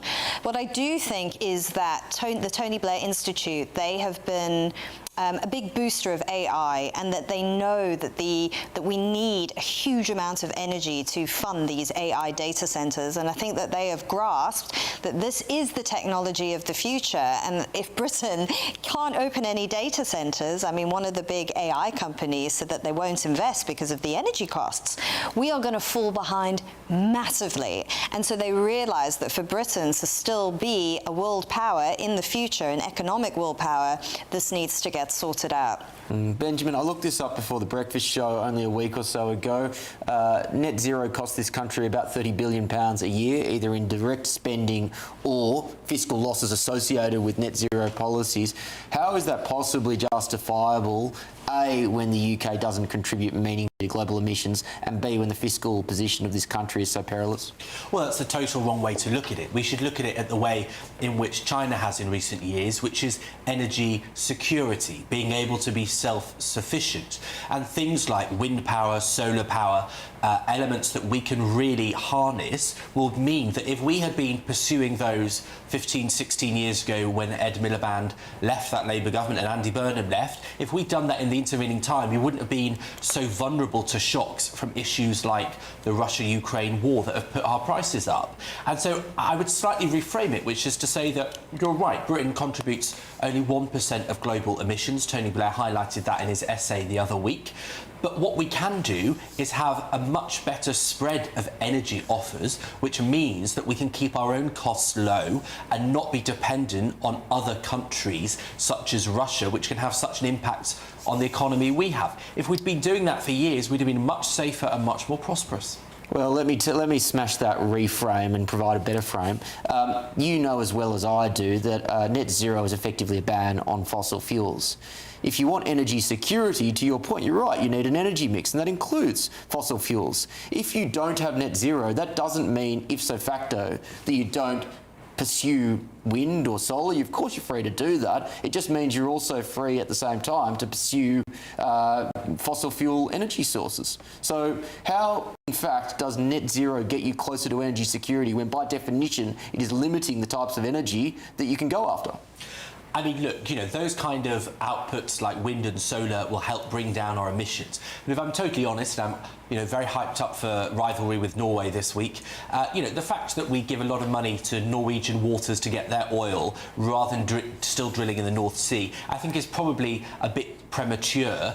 If I were in charge, I'd be using some of the money we get from that to put far more money into other sources of energy so that you accelerate our position for 10 years' time. But I think it's probably too early to have stopped drilling in the North Sea oil, if I'm honest. But there is also another aspect to this, which is that Britain is a highly skilled, highly educated economy with an exceptional university sector.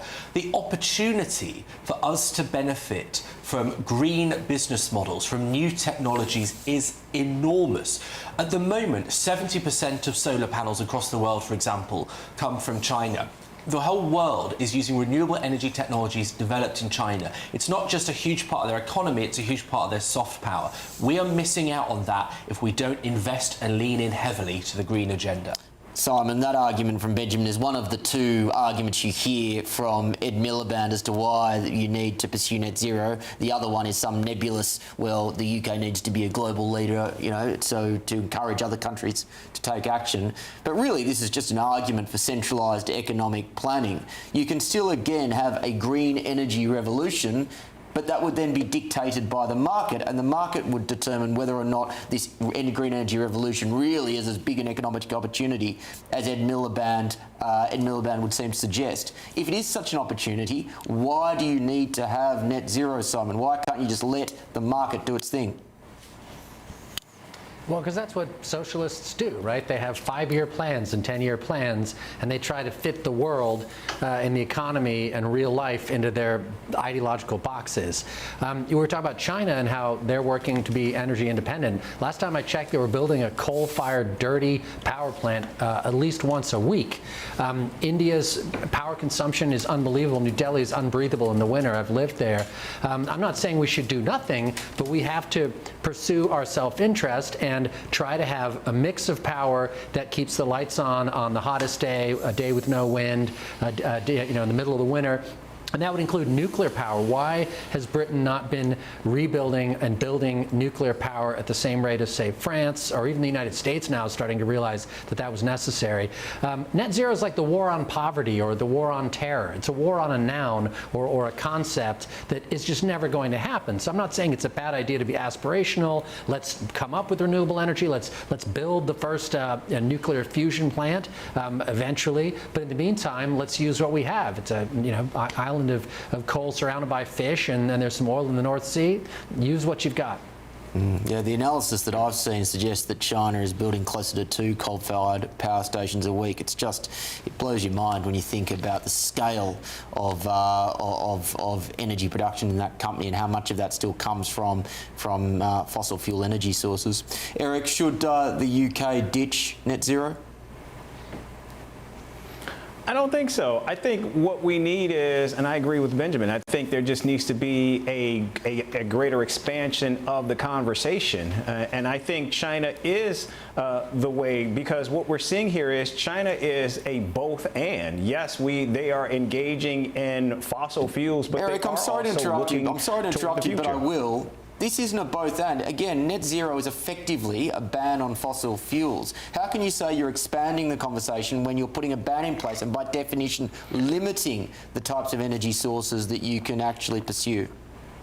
Well, because I think what we're seeing here is what it's doing is it's basically cutting off the conversation. It's cutting off the opportunity in terms, because right now what we're seeing is most of Europe has still been very much reliant on Russia, and so that is not protecting them from a security standpoint, but also it's making clear how vulnerable they are as a result of the lack of energy independence. And so I think that is why I think there needs to be a both and.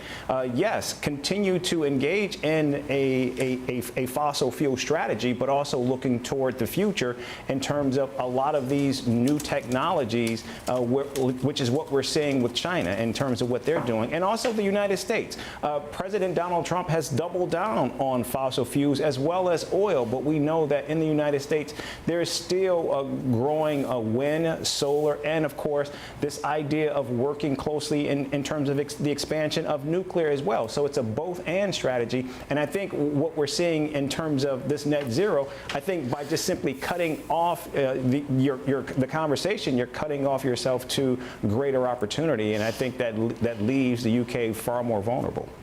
I still don't quite buy the framing, given that net zero is by definition limiting the conversation and cutting it off to particular energy sources. But let me ask it another way. If we are indeed believe that this is some form of economic revolution around green energy, if we believe that it will lead to more energy security, why do you need to have government mandated regulations and bans in place, as opposed to just saying, well, you know what, the market will sort out what is the most efficient energy mix? Eric, I'll go back to you.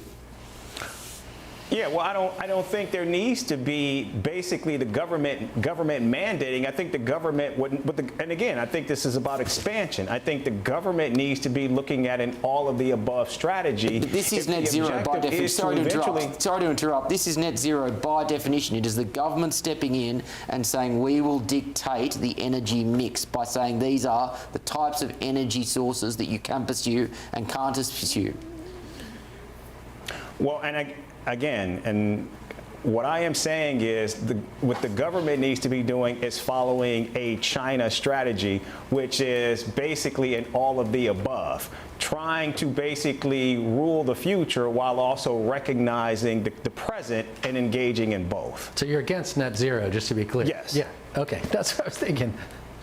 Simon, sorry, say that again. No, I'm just making sure that he's against net zero. I think we're both on the same side of this. We both believe it's an insane goal to have net zero by 2030, whatever the year is. You've got to have other, games, other pieces on the chessboard. Let's go on now. I think we've covered off net zero for now, but unfortunately, particularly if you do see a Miliband chancellorship, this isn't going away, ladies and gentlemen. On to a lighter and very different topic. Could losing sleep be adding to your waistline? A new study suggests missing just 80 minutes of sleep a night could lead to gaining around 6 pounds, or around a pound every 6 weeks, I should say.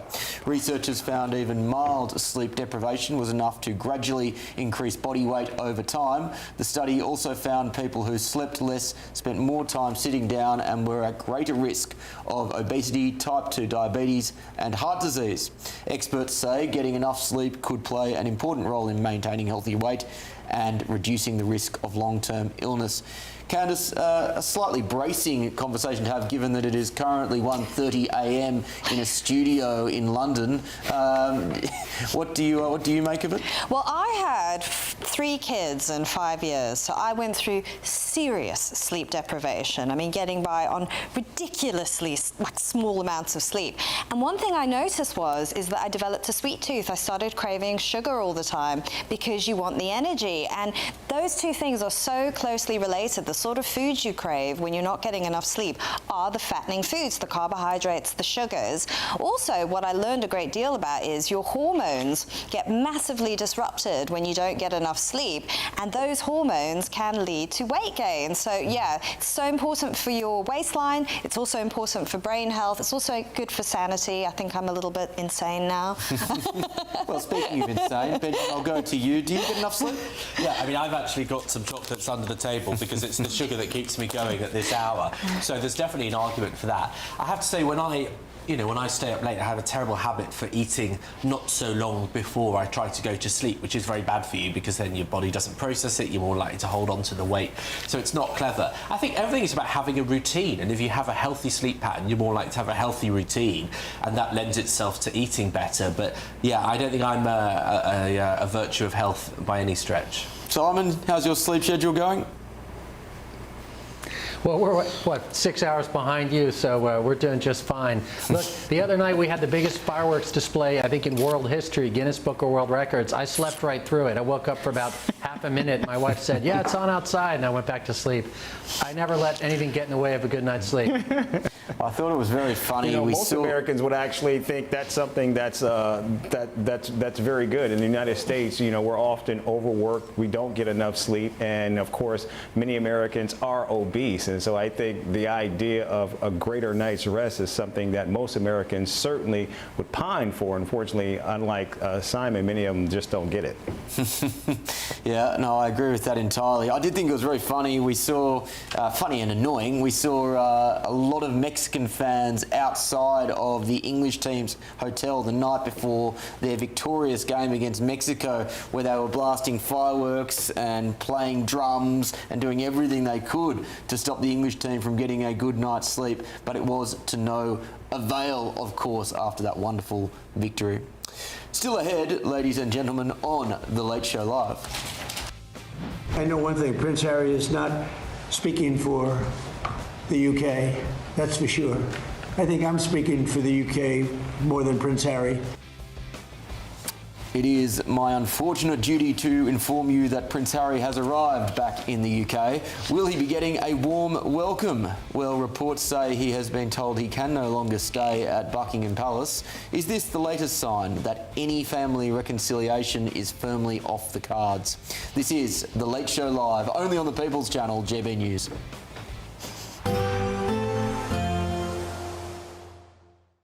Expect warm spells with the odd rude interruption. Boxed Boilers sponsors the weather on GB News. Morning. Sunny and pretty hot for most places across the south today. Further north, again, quite a bit of cloud. Some rain across northern Scotland this morning. It'll slowly be easing down, and the warmth is going to become more widespread over the next few days. But certainly today, quite a contrast. Hot and sunny across the south. Further north you go, the thicker the cloud. Quite a wet start for parts of Northern Ireland and western Scotland. The rain on and off across the Highlands and the Western Isles for most of the day. But elsewhere, I think we'll see the rain petering out, turning a bit brighter over northern England and southern Scotland. In the south, plenty of sunshine, and in the southeast in particular, the top temperatures 31, maybe even up to 32 degrees Celsius, whereas it is much cooler, much more comfortable, if you like, further north and west, where there'll continue to be some showery rain into this evening. But further south, a beautiful evening by and large. Light winds, could be a bit misty and murky through the day today along parts of the North Devon and North Cornwall coast in particular, and certainly the coast of northwest England staying predominantly cloudy. Should brighten up by the end of the day across Northern Ireland after a bit of a damp start this morning. Further light rain edging its way into western Scotland throughout the day. Some sunny spells developing, perhaps to end the day over eastern Scotland. As we go through the evening and overnight, not a great deal of change. Most places staying dry, long clear spells, but the warm air is in place, so temperatures are going to struggle to drop too far away. We're likely to stay in the mid or even high teens across urban areas in the south, so a pretty warm and comfortable night. Not quite as humid this hot spell this week as it was a couple of weeks ago, but nevertheless temperatures will soon rise again tomorrow with lots of sunshine. If anything, a warmer day over northern England, Northern Ireland and eastern Scotland, drier day in western Scotland. The odd shower still possible, staying quite cloudy here, but elsewhere plenty of sunshine and temperatures, as I say, starting to rise. Again, the peak of the temperatures across the south, where we'll be widely into the low 30s again. Expect warm spells with the odd rude interruption. Boxed Boilers sponsors the weather on GB News.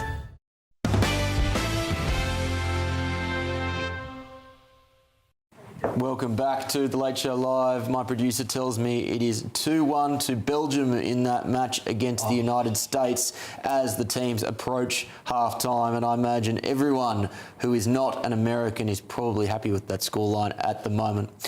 Well, let's go to Prince Harry's latest UK visit, which has been thrown into complete disarray after Buckingham Palace withdrew an invitation for him to stay. The Duke of Sussex's team announced this morning that he had accepted that offer, but Palace sources insist he responded too late, citing staffing, security and legal complications. The row threatens to overshadow the visit, which has already been embroiled in controversy. After days of back and forth, it was confirmed over the weekend that the Duchess of Sussex, Prince Archie and Princess Lilibet will not accompany Prince Harry after taxpayer-funded police protection was denied. So is this the latest sign that any family reconciliation is off the cards? Let's go to my panel in London, Benjamin Butterworth and Candice Holdsworth. Candice, to you first. I think, particularly when it comes to William and Harry, family reconciliation has been off the cards for a while now. What do you make of this latest in now just a long line of sagas when it comes to Prince Harry?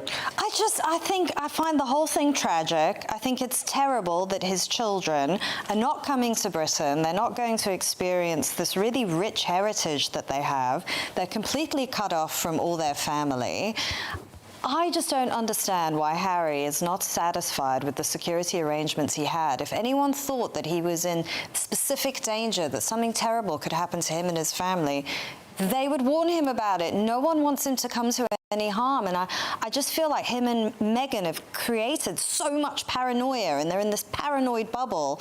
And I think a lot of people just look at Harry and think, why have you done this to yourself? You were popular, you were beloved, and you smashed it all to pieces.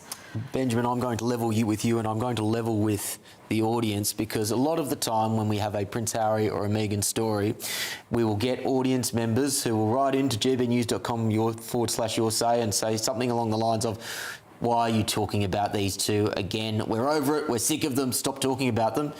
But I see the ratings and I see the numbers, and it turns out that people still very much care about these two, for better or worse. Why do you think that despite this saga which has gone on for years and years now, there is still this morbid curiosity in the actions of Harry and Meghan?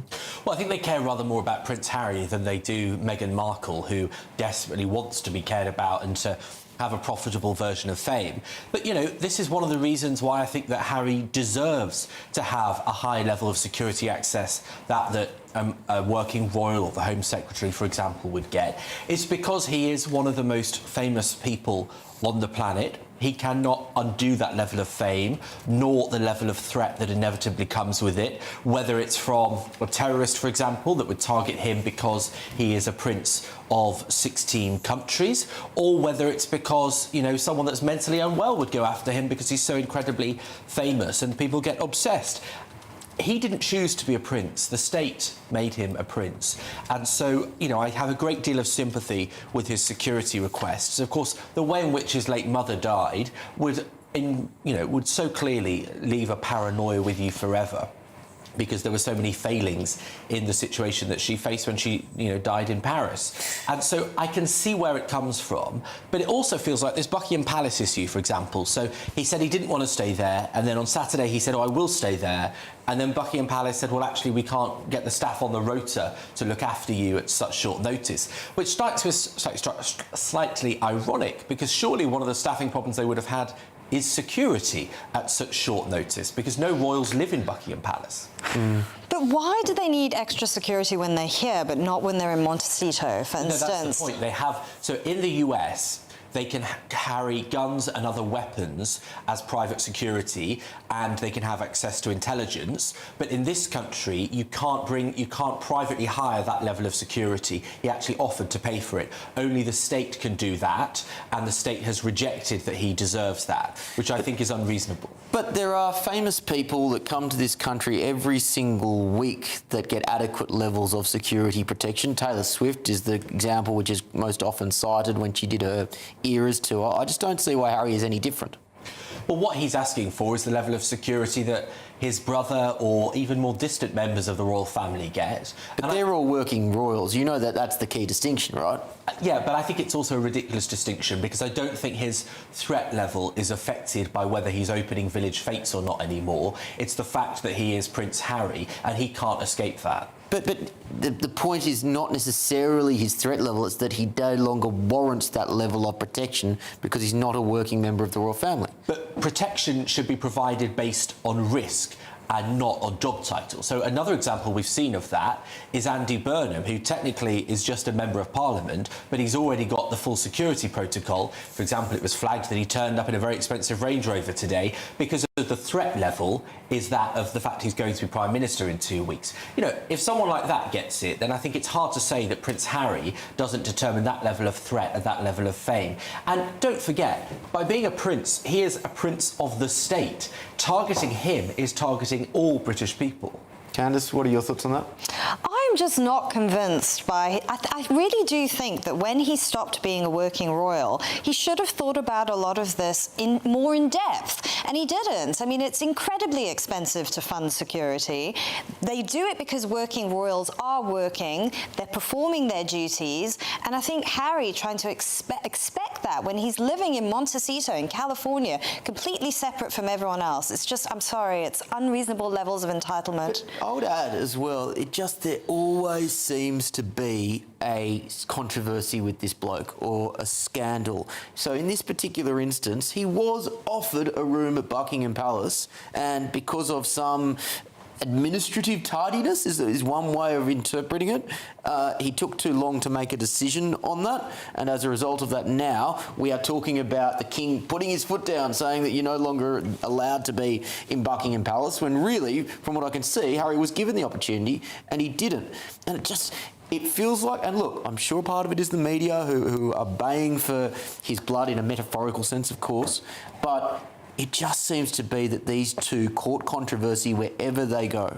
Yeah, I mean, I've been looking through Airbnb and I can't find Buckingham Palace on there anywhere. So it's certainly not open to the rest of us. You do have to wonder, given he took up the offer on Saturday, which is at very short notice, given we knew he was coming to Britain because he has a High Court hearing tomorrow and an Invictus Games event on Friday, I think, in Birmingham.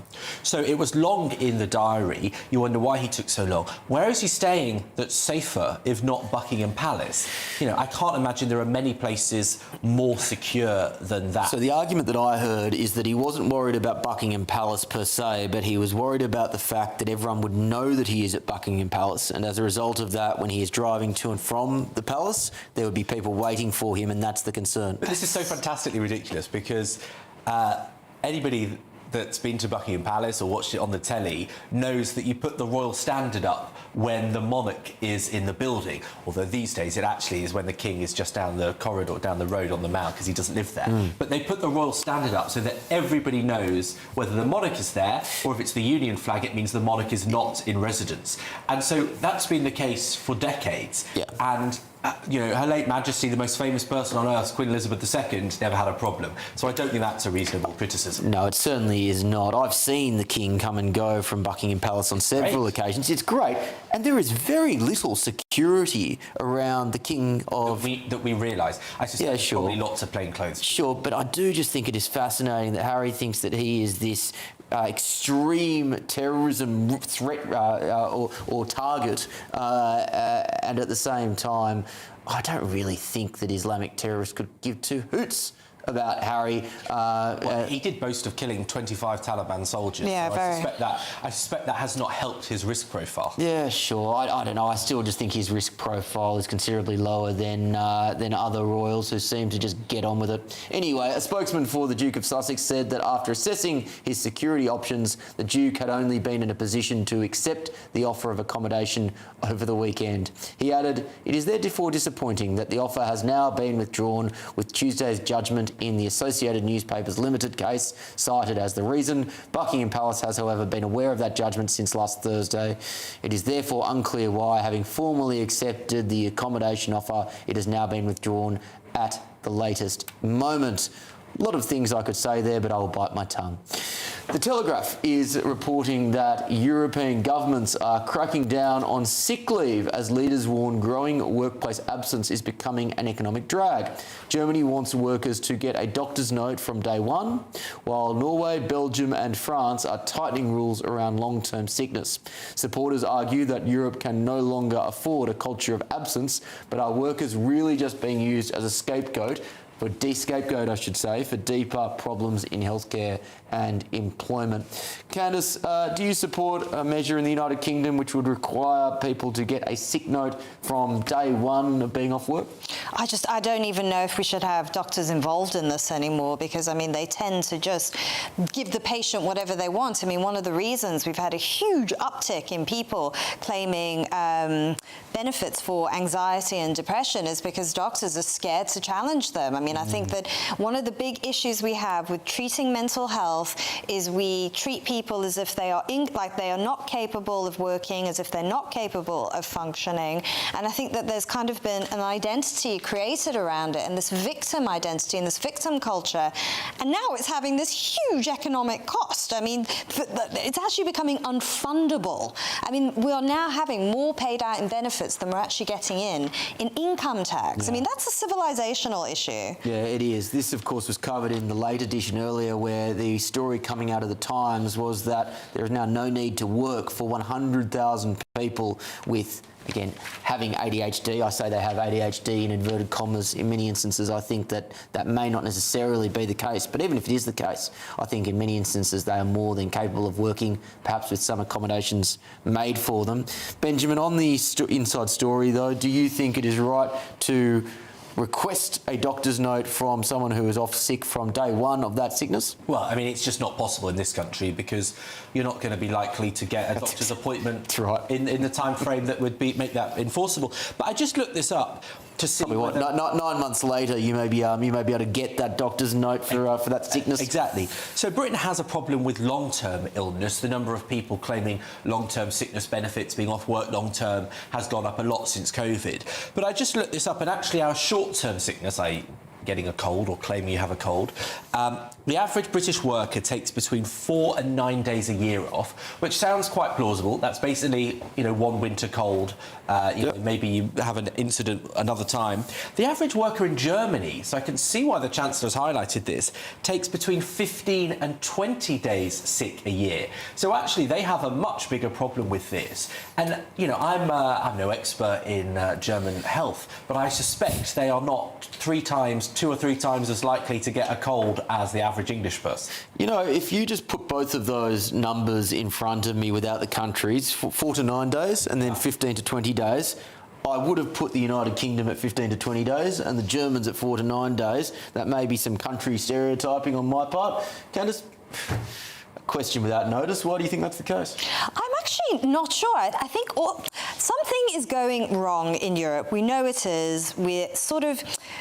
We're losing our relationship with work that we used to have. I think people are becoming genuinely a bit down, a bit depressed, a bit less motivated. There's obviously a deeper malaise, but instead of having a culture of challenging that, making people feel a lot more empowered, like they can do stuff, we're just sort of telling everyone, oh, okay, you don't feel well, okay, have a duvet day, go back to bed, and it's just so negative. Yeah, I think... Sorry, Benjamin. No, I was going to say, apparently we have fairly low statutory sick pay. So actually, I think a lot of people in regular jobs, they can't afford to take it off because the pay they get, if their employer doesn't choose to give them their regular pay, is so poor that they end up working while sick. So is that even a good thing? I think the other thing as well, and this would be consistent across the United Kingdom and continental Europe, is a lot of people just aren't buying into the corporate game anymore. They're going, you know what, for working, that extra 3 hours in an evening or working on a Saturday, and after 2 or 3 years of that hard work, I may get a promotion and I may get a small bump in my salary.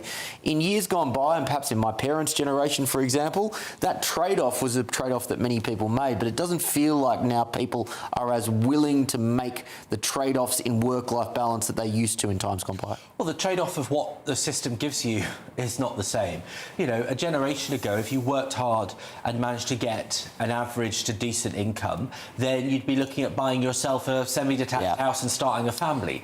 Well, look, if you're on £40,000 today, which is a good salary, you're not buying a house in most of the country on that, and you're not starting a family. And so, if work doesn't reward you with that kind of security, then it's no wonder that people think, actually, I'm going to find other ways to enjoy my life than doing 70 hours a week in the office. It's a really, really good point. Let's move to the latest news on the United States against Belgium, a football game that now has political ramifications. It seems like, Ben's, it's been a lively half. As it approaches half-time, we've got GBNews chief US correspondent Ben Leo on the scene. Ben, get us up to speed with what's happened in that first half.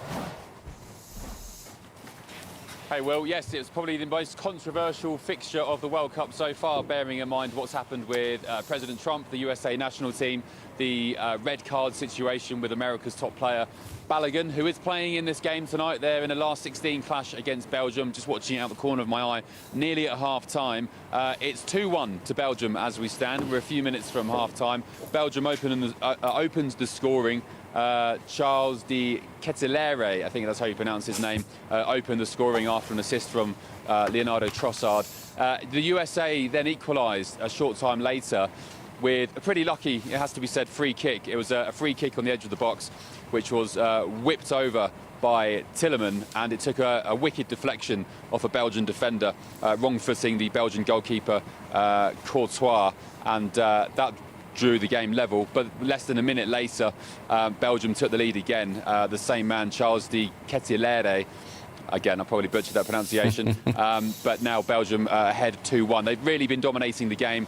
Most possession, they've been dominating that, and it could have really been, I'd say, 3 or 4. The USA need to buck up their ideas. They'll probably be satisfied and thankful that the half-time whistle is coming. But as it stands, Will, the United States of America will be dumped out of their own tournament. They'll be dumped out of the World Cup if the score remains the same. Following in the footsteps of those Mexicans. I'm still here in Mexico City. They're licking their wounds after England did the business last night. And indeed, the other host nation, Canada, who were dumped out of the World Cup by Morocco just a few days ago.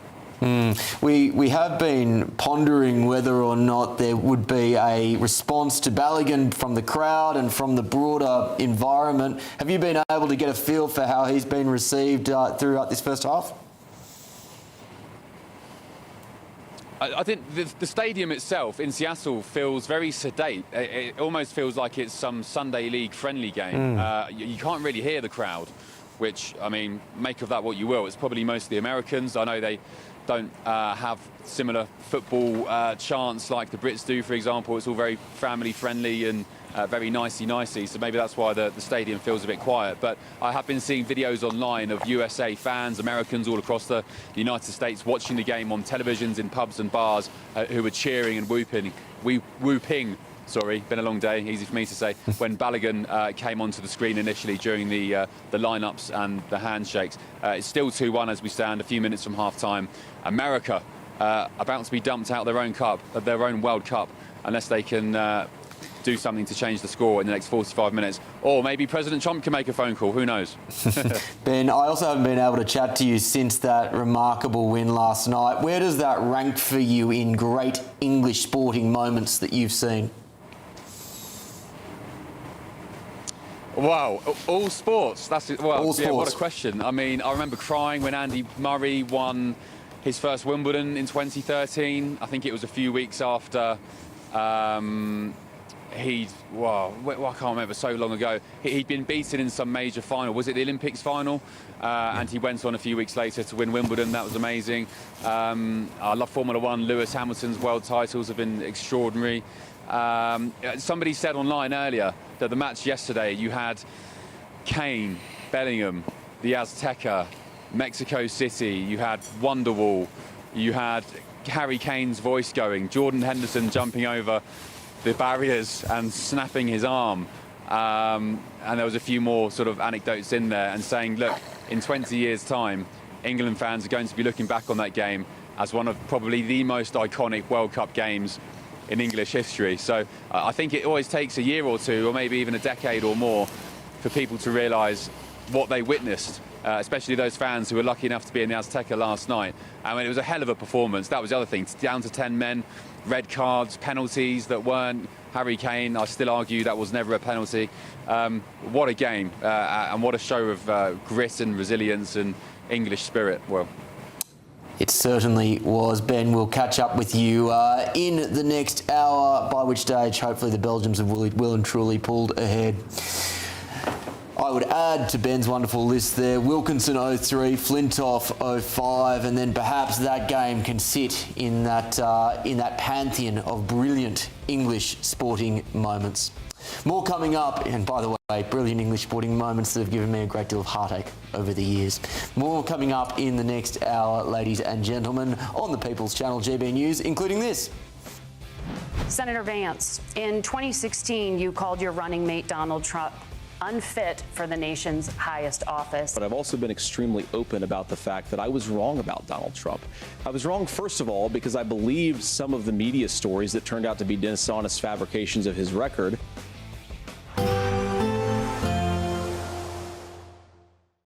Today, clouds overhead, total zen within. Boxed Solar sponsors the weather on GB News.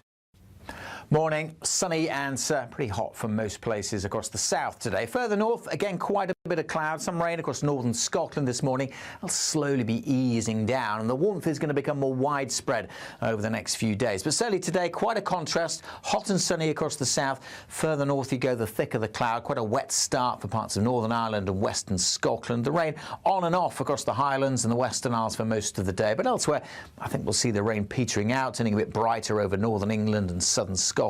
In the south, plenty of sunshine, and in the southeast in particular, the top temperatures 31, maybe even up to 32 degrees Celsius, whereas it is much cooler, much more comfortable, if you like, further north and west, where there'll continue to be some showery rain into this evening. But further south, a beautiful evening by and large. Light winds, could be a bit misty and murky through the day today along parts of the North Devon and North Cornwall coast in particular, and certainly the coast of northwest England staying predominantly cloudy. Should brighten up by the end of the day across Northern Ireland after a bit of a damp start this morning. Further light rain edging its way into western western Scotland throughout the day. Some sunny spells developing, perhaps to end the day over eastern Scotland.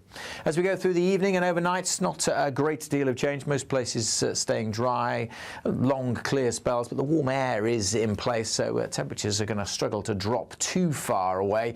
We're likely to stay in the mid or even high teens across urban areas in the south, so a pretty warm and comfortable night. Not quite as humid this hot spell this week as it was a couple of weeks ago, but nevertheless temperatures will soon rise again tomorrow with lots of sunshine. If anything, a warmer day over northern England, Northern Ireland and eastern Scotland, drier day in western Scotland, the odd shower still possible, staying quite cloudy here, but elsewhere plenty of sunshine and temperatures, as I say, starting to rise. Again, the peak of the temperatures across the south, where we'll be widely into the low 30s again. Today, clouds overhead, total zen within. Boxed Solar sponsors the weather on GB News.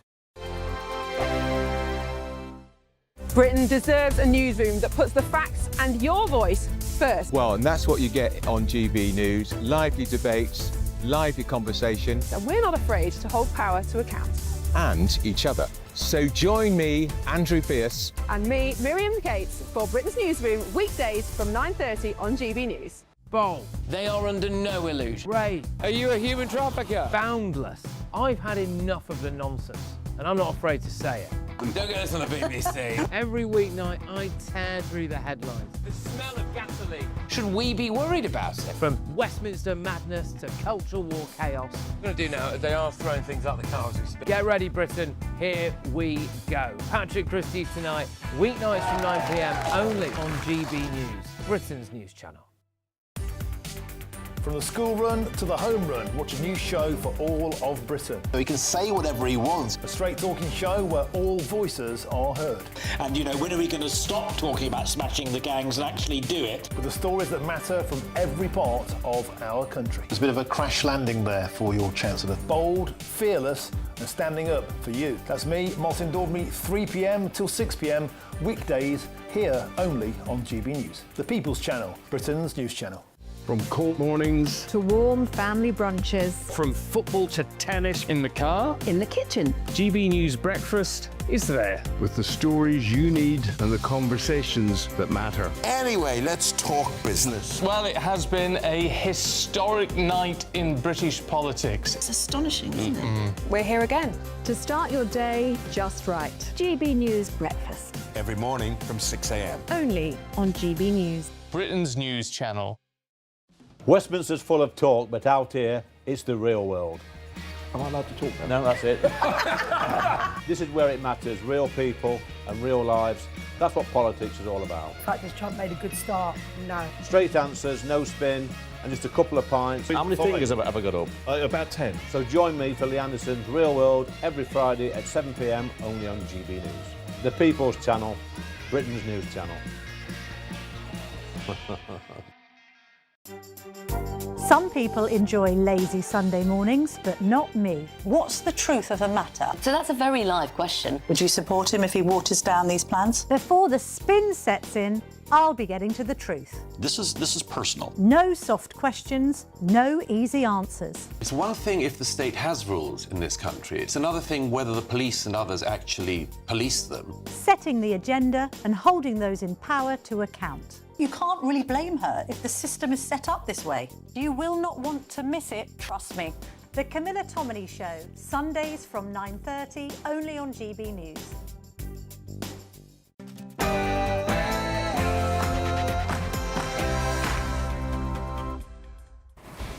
Live from London, England, this is GB News with the stories shaping Britain and America. How do you penalize them for a game that hasn't been played yet? It's very unfair. You can't do that. So, yes. They need to get him on football commentary. I think the ratings would go through the roof. The US are currently going toe-to-toe with Belgium. President Trump has admitted that he personally lobbied FIFA to overturn the suspension for the US team's star striker in action now. Also, my first duty, the duty above everything else, is to keep our country safe. I'm not going to miss that stilted delivery. As Sir Keir Starmer heads to his final major diplomatic summit as Prime Minister, is he heading for a showdown with a Trump administration that is continuing to urge NATO allies to step up on funding defence? Also,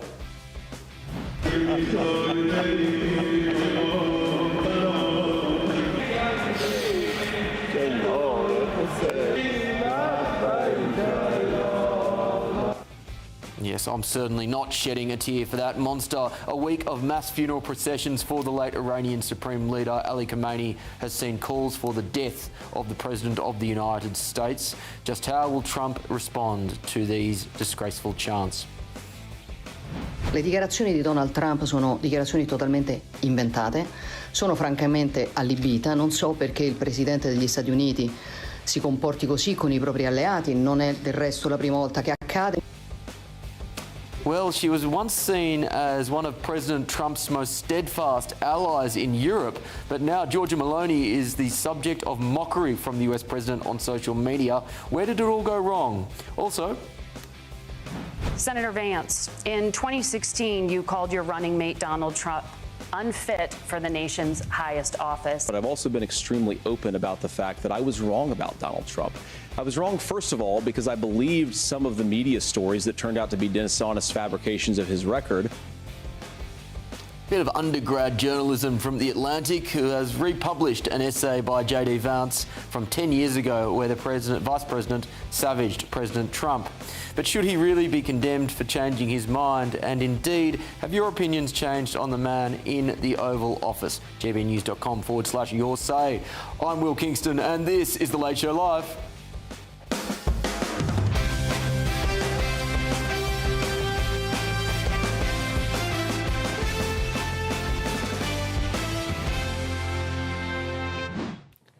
Welcome to The Late Show Live for a third and final hour. Ladies and gentlemen, things are just starting to heat up in London, where I'm joined by Benjamin Butterworth and Candace Holdsworth.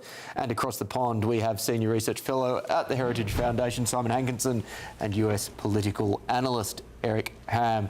Thank you very much for sticking with me, team. Moving on to our main news at the top of this hour, and that is that Iran is continuing its funeral ceremony for Supreme Leader Ayatollah Ali Khamenei, with huge crowds lining the streets of Tehran as chants of death to America and death to Israel echoed through the capital. The regime is using the procession to project strength after months of conflict, whilst tensions with Washington remain high and hopes of renewed nuclear talks remain on hold. The funeral comes as diplomatic efforts, or I should say talks between Tehran and Washington, are not expected to resume until after the Ayatollah Khamenei's burial later this week. Questions also remain over his successor, Mojtaba Khomeini, who has not appeared publicly since the war began. With me now, friend of the show, Editor-in-Chief at the Foreign Desk, Lisa Daftari. Lisa, great to see you once again. Now, I never quite know what is going on when you see large crowds in Tehran. There's every chance that there is a group of soldiers just off camera with guns to their backs, encouraging them to act in a particular way. Can we actually draw anything from what we are seeing coming out of Tehran? Yeah, you said it perfectly. The fact that we have seen this all the time. I mean, years and years of this, where either they are forced to go, they're offered a free lunch, or this is actually their constituency, which I am not impressed.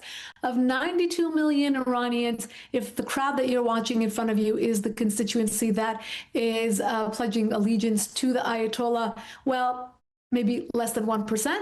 And, you know, this is their time. They know that the world's eyes are on them, the cameras are on them.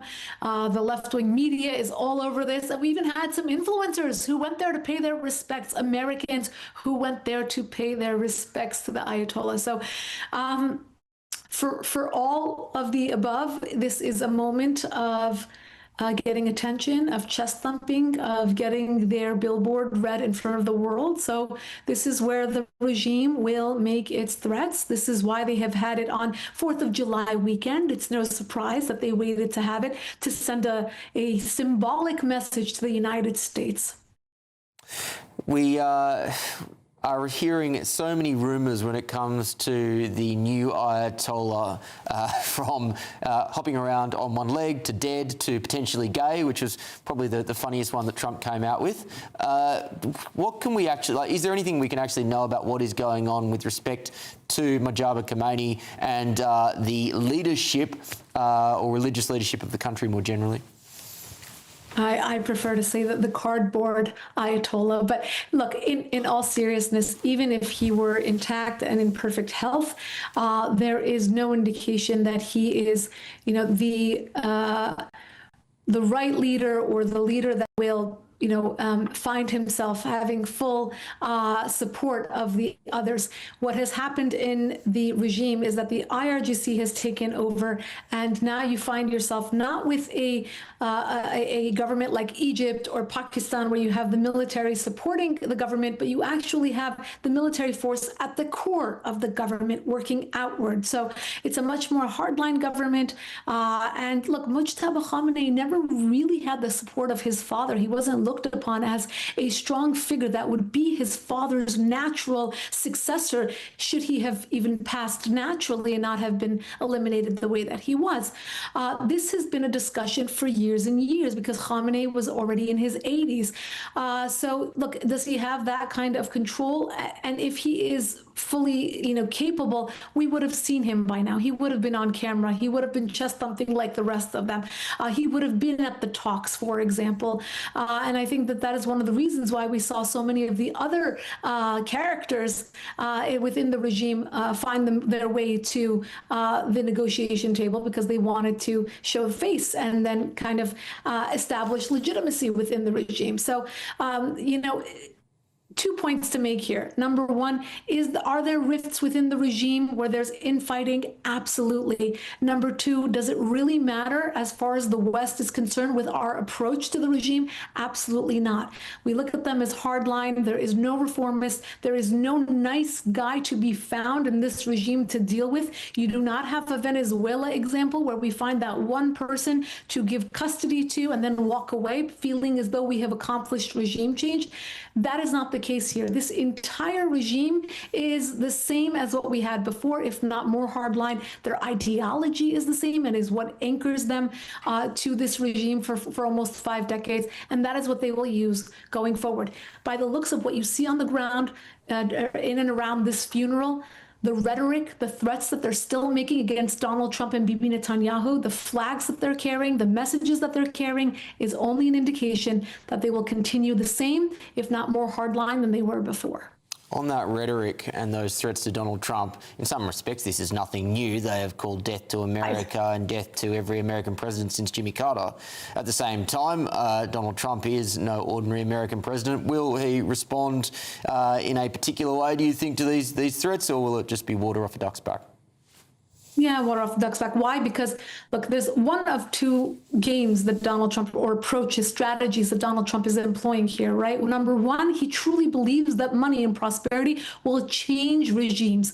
We saw it with the Abraham Accords. Did we have any countries that were as severe as this country? No, but you had countries that did pivot and work with Israel, work with the United States in order to experience some of that prosperity, some of that money, right?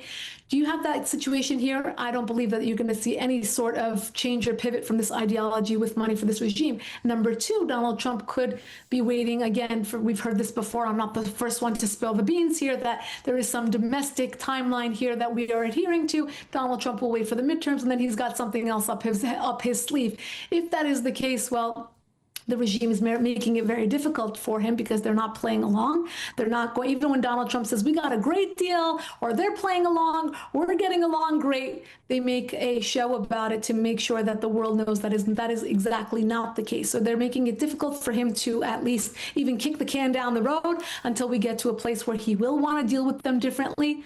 But they're not going to get away with any of this. This is they can continue their rhetoric all they want. I do not believe Donald Trump will settle for a mediocre deal in which they are still spewing this rhetoric, in which they are still blocking the Strait of Hormuz, in which they're still funding their proxies and building their missile program and amassing missiles and drones. I do not see a world in which Donald Trump started this war and allows them to continue with that behavior. So we shall see. We have to have a lot of patience here. We shall see. Lisa, great to chat as always. Of course. Let's go to my panel. We will go both to London and we'll go to DC first, where I am joined by Simon Hankinson and Eric Ham. Eric, to you, what are your general feelings around both what we saw at Khamenei's funeral, but where we stand with this conflict more generally at the moment? Well, I think it's getting more complicated by the day. Neither side trusts each other. We're hearing that Israeli Prime Minister Benjamin Netanyahu is expected to visit the White House, perhaps when President Donald Trump returns from the NATO summit. And this is becoming increasingly more problematic for the United States by the day as the fighting continues in Lebanon. In fact, President Donald Trump recently said that he believes that Syria can actually be a better or more effective force against Hezbollah than Israel, suggesting that now he wants Syria to enter this conflict, which Syria certainly isn't going to do. And now, in addition to all of that, you still have Iran calling or suggesting that the United States is in violation of the MOU that was signed just a few weeks ago. And also, the clock is ticking down on this 60-day window for both sides to actually get a wider agreement that will end the conflict permanently. So it's still a lot of landmines that are being played out right now. But what we're seeing, even as the mourning continues in Iran, what we're seeing here is Iran is still now a much stronger and potent force in the Middle East than they were before this war began, and they still hold massive leverage in these talks. And I think that is going to become increasingly more problematic for the United States and for the president as he tries to find a way not only to end the war, but somehow get the region back to a status quo where you don't have an emboldened Iran. And that's going to be very difficult, almost impossible for the president to do. Simon, do you agree that Iran is a stronger and more potent force in the Middle East today than it was at the start of this conflict? No, I don't. I mean, I think they've suffered. I mean, look, their leadership was wiped out, including possibly crippling the person who's supposed to now be the Ayatollah. They lost factories, they lost missile launching sites, they lost their nuclear, what they said wasn't a weapons program, but clearly was because they buried it underground. They're not wiped out. Clearly, they're still there. They're going to spend a whole week mourning this man who you described as a monster, I think, quite fairly. They've killed 30,000 of their own people. Who they were afraid of. That's why you kill civilians when they protest, because you're afraid they might overthrow you. So I think they're weakened for sure. But we're now, what, 4 or 5 months into this, $150 billion. Everything's sped up these days. It's not like it was 50 years ago. I don't think we're in that kind of a quagmire, but we're definitely, as Lisa said, and she knows a lot more about Iran than I do, we're in a wait-and-see mode. And I don't think we're a patient people right now. I don't think Americans have ever been a patient people. So I think we all kind of want this to be over, but we have no idea how we get out of it. But if Iran is so weakened, then how is it that they're able to control the Strait of Hormuz, which we know 20% of all goods and services across the globe go through, and they're still able to control that with an iron fist? The United States simply does not have any ability to actually stop that, short of actually a full-on war, which President Donald Trump has made clear he's not willing to do. The president simply has no options to stop Iran at this point that will not end his presidency. And I think we're seeing, because they still control that strait, that gives them all the leverage in the world. In fact, we saw the United States, one of the reasons why they were in violation of Article 5 of the MOU is because they were trying to create new shipping lanes in the strait that the United States itself controlled, and simply were not able to do that. That's why we got the escalation of attacks that took place last week. But nevertheless, what we saw is Iran recognizes their leverage comes from controlling the Strait of Hormuz, and to this day, they still control it. And as long as they control it, they will have not only enormous leverage over these negotiations, but they will have tremendous influence not only in the region, but now in the rest of the world. Simon, right of reply. I mean, they've always had the ability to, they don't control the Straits of Hormuz, they're just a spoiler. They can blow stuff up, that's true. They can make it risky to go through. But at what cost? You know, they have an economy that's crippled. They need money, they need the trade, frankly, more than the United States does. So I don't think they're in a very strong position. Yes, they're still in the game, and we don't know how it's going to play out. But I don't think that somehow Iran has emerged as a world power. They've always been funding terrorists in Lebanon and all across the world. So that's, nothing has really changed in terms of their strategic position, except that they use this one wild card, controlling, or at least trying to stop traffic in the Straits of Hormuz, that was cutting off their own nose to spite their face, but that was always there. They always had that option. Benjamin, I'll go to you. I think this is an interesting question that Eric has raised as we see footage coming out of Tehran of the Ayatollah Khomeini's funeral. Do you think, on balance, given what you've just heard, that Iran is net in a stronger or weaker position than it was at the start of this conflict? Well, I mean, those images are terrifying. It reminds me of, I landed in Beirut in Lebanon about a year and a half ago, and everyone around me in the airport was chanting, "Death to America, death to Israel." And I thought, God, what have I done? And it turned out I was there for Nasrallah, the Hezbollah leader's funeral. So, I have a slight insight into what it's like to be among one of those processions. It's pretty terrifying. But to answer the question directly, well, in the last 2 years, you'd seen a lot of Iran's proxies be significantly weakened. Assad was overthrown in Syria. Hezbollah in Lebanon is much weaker than it was. Hamas had much of its leadership and its infrastructure destroyed after October 7th, and things looked very positive.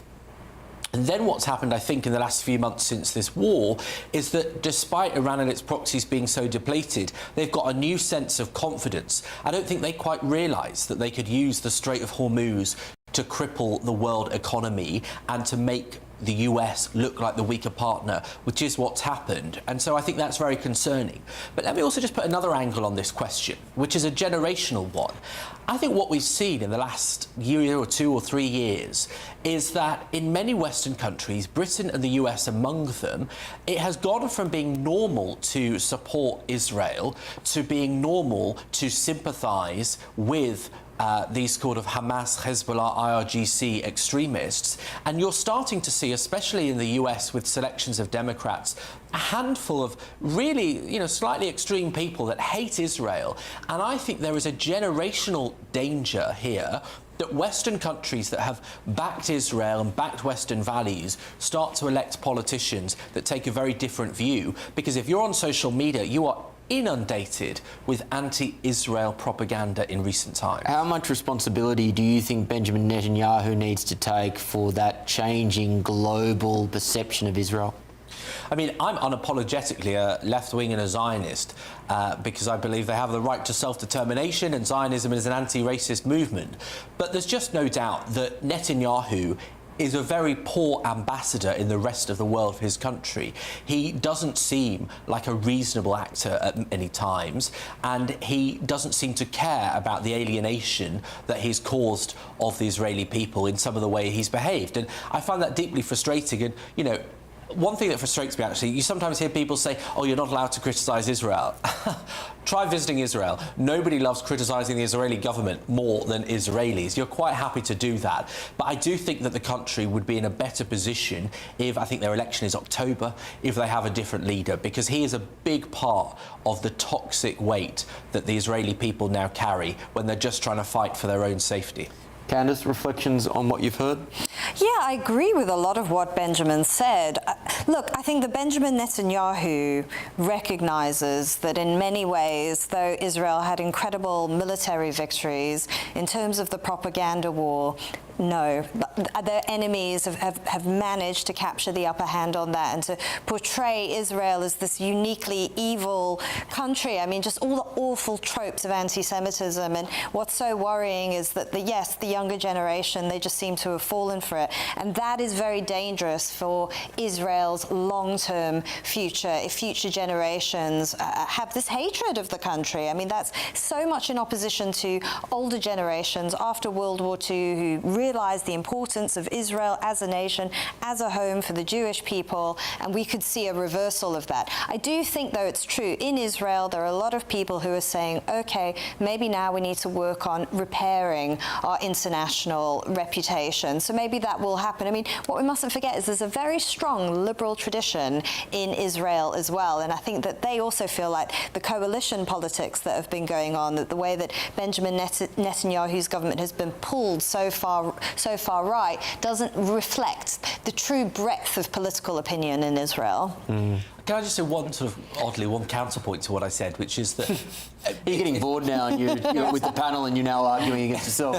It's not even that. It's just that I know that many Israelis would say, they don't necessarily disagree with what I said about how their reputation has been damaged, but they would say we'd rather lose the propaganda war than the actual war.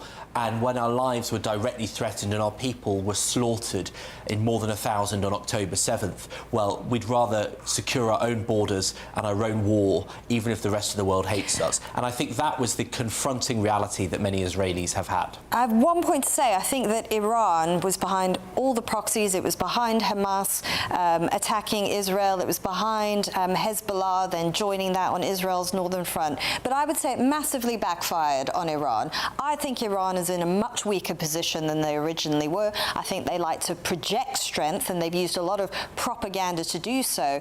But they're in economic turmoil. Their leadership was entirely wiped out. On the ground, people are saying they're not enforcing the Islamic clothing laws anymore. You've got the Kurds sort of having skirmishes now. So I think people must be very careful not to think that Iran has come out stronger. I think it has massively backfired on them. So going to the scoreboard, Eric thinks they've come out stronger, Simon thinks weaker, we think Candice thinks weaker, and I believe Benjamin is along the lines of, well, it's complicated. Weaker. Okay. Good, nuanced, balanced debate. Ofcom will be happy.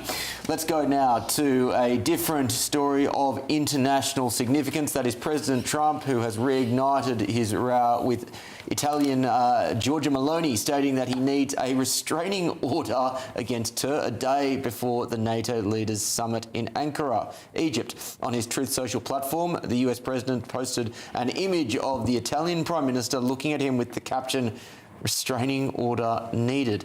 The post, of course, was a clear reference to the US president's claims that Ms Meloni had begged him for a photo at a G7 summit in June, something that the Italian Prime Minister fiercely denied. Meloni was previously seen as a steadfast ally of the president, becoming one of the few European representatives present at his 2025 inauguration.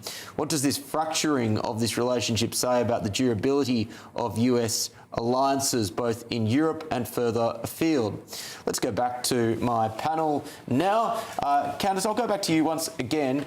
Look, on a personal level, putting policy to one side, I've got a soft spot for Giorgia Meloni. If anyone has watched her collection of eyebrow raisers and various hand gestures and general disapproving demeanour whenever you see her with Emmanuel Macron, it really does warm the cockles of your heart. From her manner alone, I think she's one of my favourite politicians just to observe. Some people complain that she perhaps wasn't quite as hardline, particularly on immigration, as she presented herself before she was elected. But nonetheless, I've got a soft spot for her. Where do you stand on this Trump v Meloni feud? Well, first of all, I hate to see them hashing it out like this in public. You know, Trump saying one thing and then she recording a video and posting it online. I feel like politics has become quite low, and I think it makes people look at politicians and just think, oh my God, roll their eyes. What I would say is I'm unsurprised that the relationship has soured, especially after what happened during the Iran war when Giorgia Meloni completely backed off from America and many European leaders sort of positioned themselves in opposition, and then the honeymoon was completely over. I'm not certain about Giorgia Meloni. I'm not really for that kind of sort of, hard right social conservatism that she stands for. Also, I did not like her body language at some of the summits, where she was sort of standing there with her hand on her hip, staring at Donald Trump. It seemed undignified to me. I just thought she could have played it a bit cooler. I think she's as cool as a cucumber personally, but maybe I'm a bit biased. Simon, in some respects, this is the most unsurprising story of the evening. I'm struggling to think of a world leader who President Trump hasn't fallen out with over a period of time. What do you make of this? Well, look, you got a crush on Meloni. So do I. Let's just admit it. She's fun. I could listen to her talk in Italian. I don't understand a word she's saying, but I just love listening to her voice. But, you know, she's got chutzpah, as we say in America. It's not an Italian word, but it's a Yiddish word. There's two kinds of reactions to Trump. Trump is Trump. He's always going to do what he does. He says what he wants to say, truth socials, and he forgets about it. There's the Starmers and the Mertzes that kind of ignore it and you know, try to just play at the senior level and kind of not get in the trenches. And then there's the ones like Meloni that give as good as they get. And I think Trump loves that. He loves getting into it and having an argument and making jokes like that one about the restraining order. I mean, is it dignified? Maybe not, but it's funny. And, you know, I like her style of politics. I'm a social conservative and I'm in favor of strong borders. So maybe she didn't do everything she said she was going to do. Who does? But at least she tried, just like Trump is doing his best. Well, let's give the people what they want before I throw to Eric and Benjamin. Let's have a look at that vintage Giorgia Meloni eye roll. Because the credibility of these efforts we are undertaking today are depending on at least a ceasefire from the beginning of the serious negotiations from next step on. So she's just wonderful, isn't she? If you put any sort of wet European liberal in front of her, just watch the facial expressions. I only wish I could demonstrate my level of contempt in the way that Giorgia Meloni does. Benjamin, do you have a crush on her? I don't like her domestic politics at all, but as a character, she's pretty exciting. She's pretty interesting. But I have to say, you know, why is it always women that are the ones that actually have the guts to stand up to Donald Trump and his compulsive lies and especially his attacks on women? You know, it was Angela Merkel, that famous photo, stood over him like he was a, you know, poorly behaved child. It was Hillary Clinton who took the argument to him so effectively, and now it's Meloni who has actually stood up to him. Why can the blokes not have the guts that these fearless women do? It's an interesting thought. I would dispute how effectively Hillary Clinton took the argument to him when she lost that election, which really, by all rights, he never should have won. Eric, to you, what are your thoughts on this geopolitical feud?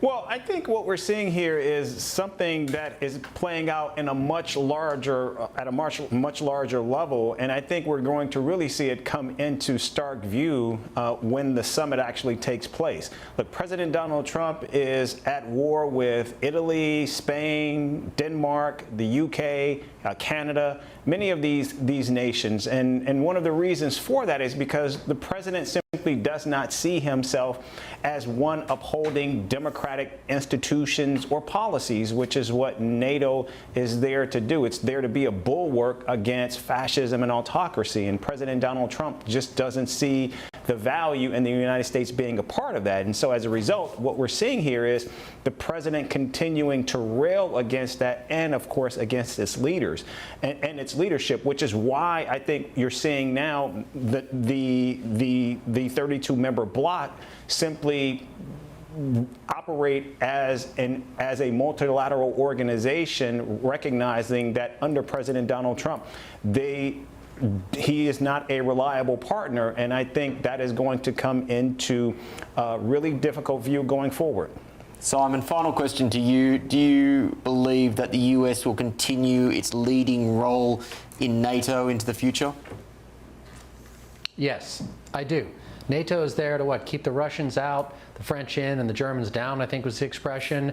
None of that has changed. So yes, we will continue to be at the forefront of NATO, hopefully with everyone else pulling their weight. To quote Lisa earlier, time will tell. Still ahead on The Late Show live on GB News. Senator Vance, in 2016, you called your running mate Donald Trump unfit for the nation's highest office. But I've also been extremely open about the fact that I was wrong about Donald Trump. I was wrong, first of all, because I believed some of the media stories that turned out to be dishonest fabrications of his record. Yes, I can imagine Liberal journalists sniggering in the editorial meeting in The Atlantic as they decided to republish an essay by J.D. Vance from 10 years ago where the Vice President savaged President Trump. Should he be condemned for changing his mind, as indeed so many people have on the President? And in fact, have your opinions changed on the man in the Oval Office?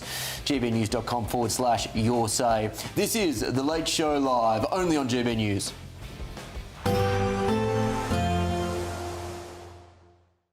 Expect warm spells with the odd rude interruption. Box Boiler sponsors the weather on GB News.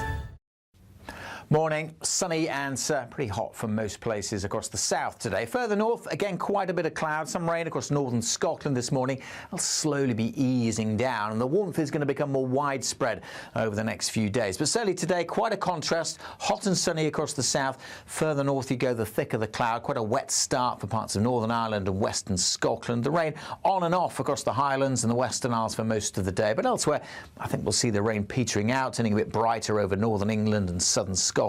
In the south, plenty of sunshine, and in the southeast in particular, the top temperatures 31, maybe even up to 32 degrees Celsius, whereas it is much cooler, much more comfortable, if you like, further north and west, where there'll continue to be some showery rain into this evening. But further south, a beautiful evening by and large. Light winds, could be a bit misty and murky through the day today along parts of the North Devon and North Cornwall coast in particular, and certainly the coast of northwest England staying predominantly cloudy. Should brighten up by the end of the day across Northern Ireland after a bit of a damp start this morning. Further light rain edging its way into western Scotland throughout the day. Some sunny spells developing, perhaps to end the day over eastern Scotland.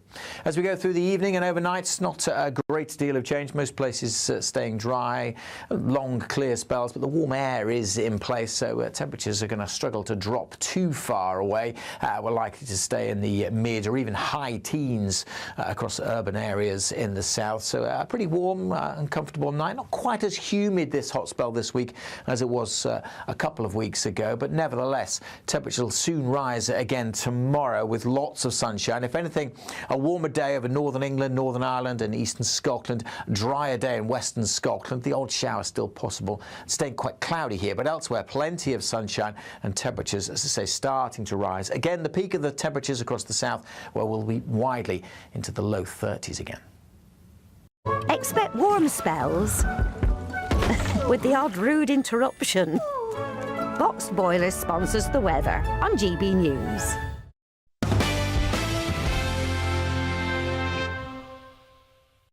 Welcome back to The Late Show Live with me, Will Kingston. Breaking news, ladies and gentlemen, and this will be news to the ears of Belgian supporters and perhaps anyone who took issue with President Trump interfering with the FIFA process. The Belgians, I should say, are now up 3-1 after what I've been told was an absolutely howling error from the US goalkeeper. That is at 69 odd minutes on the clock. We are going to be going to our man on the ground, the great Ben Leo, at the end of the hour.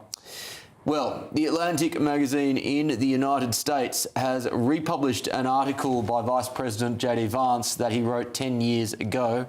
The piece in question mounted a savage critique of Trump, and many of the president's defenders see this as an attempt to embarrass the current administration.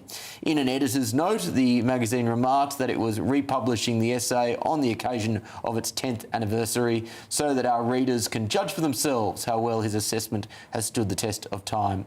Should the Vice President be condemned for changing his mind, or is this something that should be welcomed?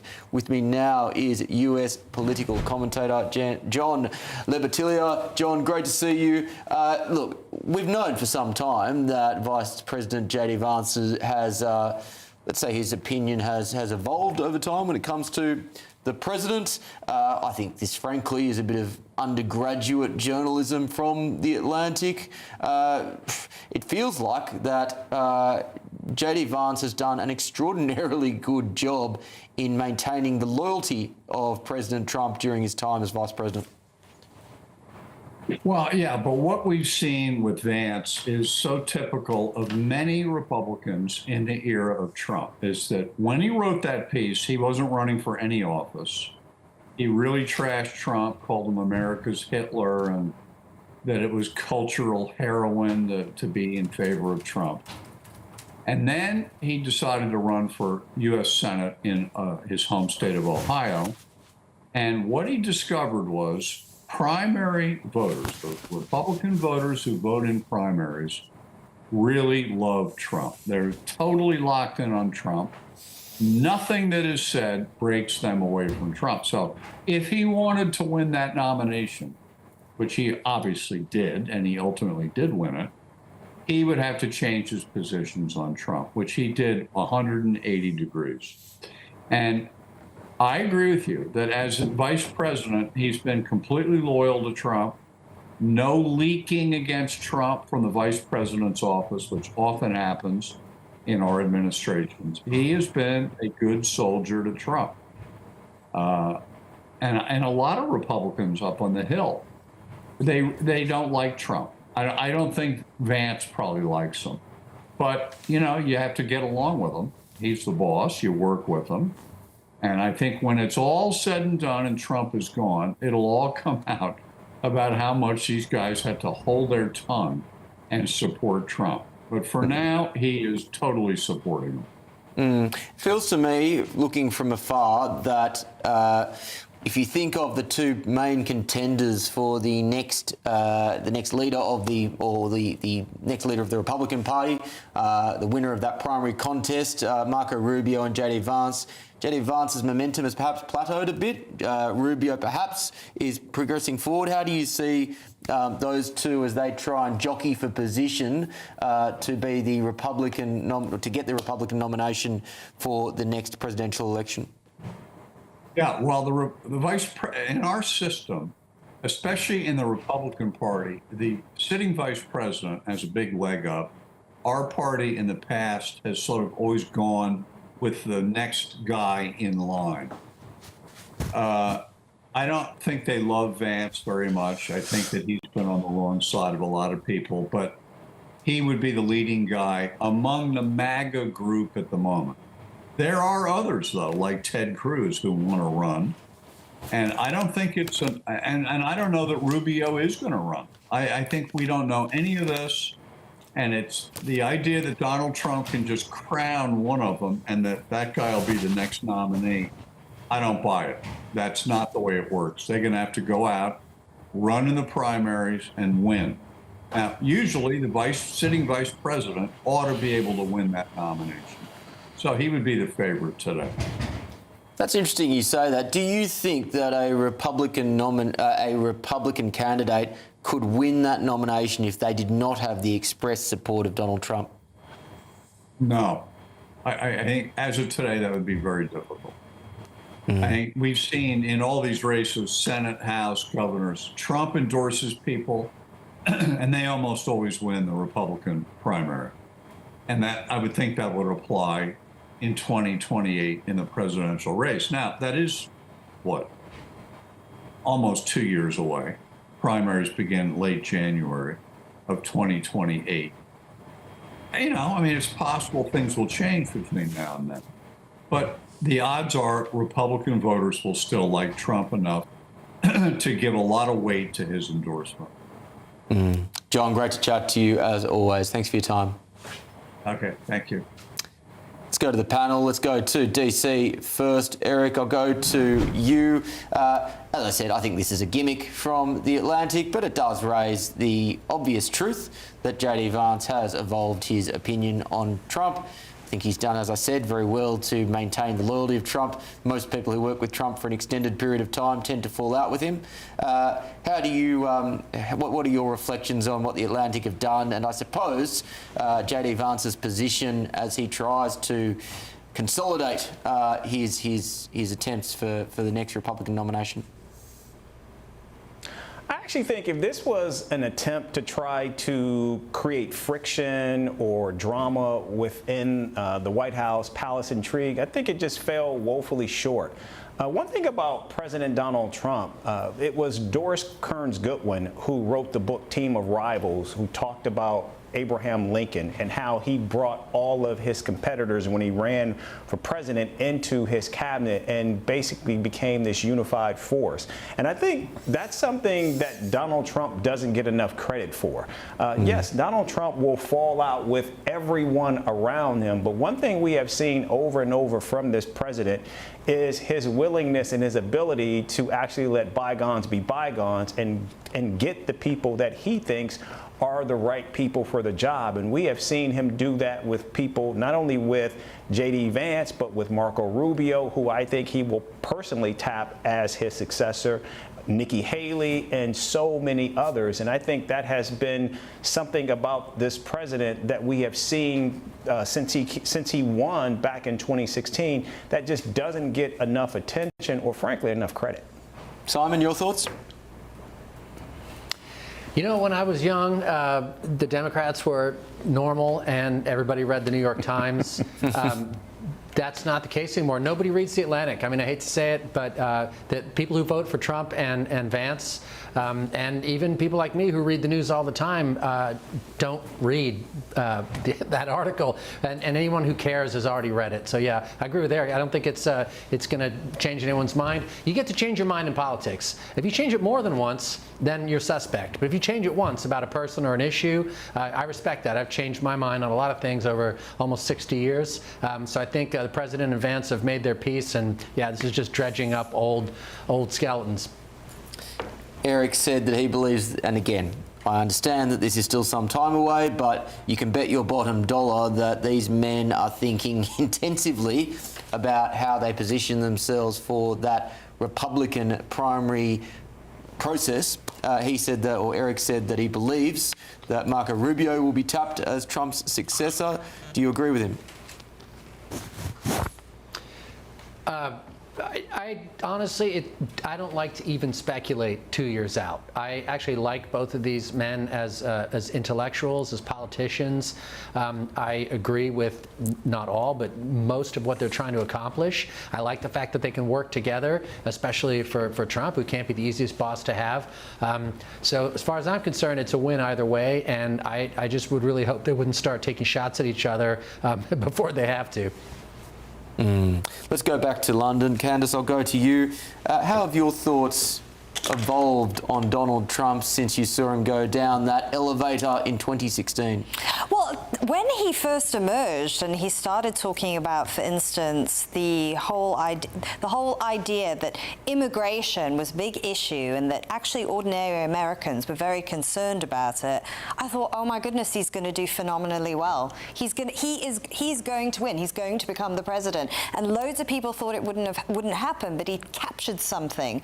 And now, 10 years on, I think that's conventional wisdom. I think most people agree now that actually the very, very long period of openness that we had, pretty much open borders, people want to roll that back now, and people are much more conservative on immigration. So my view on him didn't really shift at all. I immediately thought, you know what, he's being so shrewd. He's picking up on something that no other politician will. There was just this false consensus about it. I can completely understand why J.D. Vance's views have changed, though. I've seen people's views change. In his new book, Communion, he also talks about the fact that he has become a lot more religious, he's become more conservative, his Catholicism shapes his views.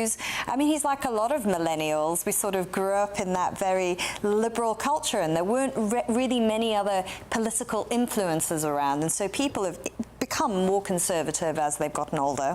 It's interesting that there were some politicians who sensed this anti-establishment sentiment that was bubbling away beneath the surface 10, 15 years ago. Trump was certainly one of those, along with Steve Bannon. You have Farage in the United Kingdom. You have someone like Pauline Hanson, who is now leading the polls in Australia. And now, again, after identifying that wave, they have well and truly ridden it in their respective countries. Benjamin, we all know that you hate Trump. That's not a surprise. I'll ask a tougher question then. Is there anything about Donald Trump which has gone up in your estimation since he entered political life 10 years ago? Oh, God. I don't hate Trump. I rather dislike the word hate. I don't think it's very healthy to hate people you disagree with, but I do disagree with him. Has it gone up? I mean, Well, look, I was glad that there was a staunch ally of Israel in its moment of need.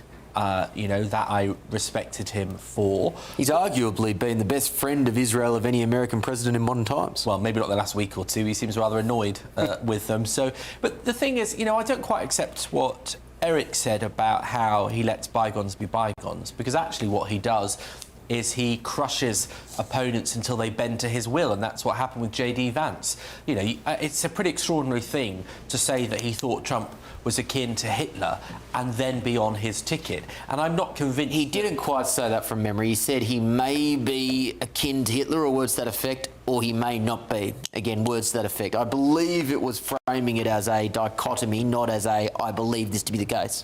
I've never... I think it's a pretty extraordinary road to go down. And then, of course, he had contact with the voters that he needed and dramatically changed his view. And I just think there's a lot of deeply spineless, gutless Republicans that bent to the knee of Donald Trump, and they actually know better. And it's not even about his politics as such. It's about the fact that he's a compulsive liar and a charlatan and only cares about himself. And so I think it will be very interesting to see what happens in a year's time once people start to throw their hat in the ring to be the next Republican candidate, because, there might be a sort of emerging from the shock of the Trump MAGA era. Eric, quick right of reply on that. Well, you said something about anti-establishment. I think we've been seeing anti-establishment candidates going all the way back to the 90s. Bill Clinton was someone who ran against George H.W. Bush when his approval rating was sky high. There was no establishment Democrat who was going to challenge him. Many people saw Bill Clinton as the sacrificial lamb. Barack Obama, George W. Bush perhaps, but Barack Obama certainly wasn't that. He'd actually run against an establishment candidate when he tried to run for Congress and lost. Many people actually viewed him suspiciously when he actually came back around on the scene again. And then, of course, Donald Trump. So I think people have been looking for that anti-establishment candidate in the United States for quite some time. And the problem is, in the case of Donald Trump, they continue to get it. So it's like that, be careful what you ask for. And now you see many Americans are jumping ship. And I think what's also what's fueling his low approval ratings in the United States is the fact that so many independent voters are also moving away from Donald Trump. I think, when you look back on his 2 terms in office, I think there's going to be very, very little, if anything, that people are going to say this is what he did in terms of changing politics or policy for the better. In fact, I think both times people will say he left the country far worse off than it was when he found it. Simon, a separate but related question to you. It doesn't appear like we will be going back to old school country club republicanism after Donald Trump. So what does MAGA look like in a post-Trump world? Well, I mean, I'll take this back to something Benjamin said that I take issue with. That he said that these spineless Republicans are just bending their will to Trump. I think it's exactly the reverse. I think a lot of Republicans are courageously realizing that we have to be united to save this country. We had open borders for 8 years. We let in people who do not like our country. And over the past 30, 40 years, we have taught our kids to hate our country. We have mayors like Mamdani, a whole crop of democratic socialists that hate capitalism. They hate everything we stand for. So we have been able to unite as conservatives behind Trump, who's a once-in-a-generation leader who has unique qualities, not all of them perfect, but we are able to keep ourselves united and together and not do the easy thing, which is just step outside and start carping at him and criticizing everything he says or does.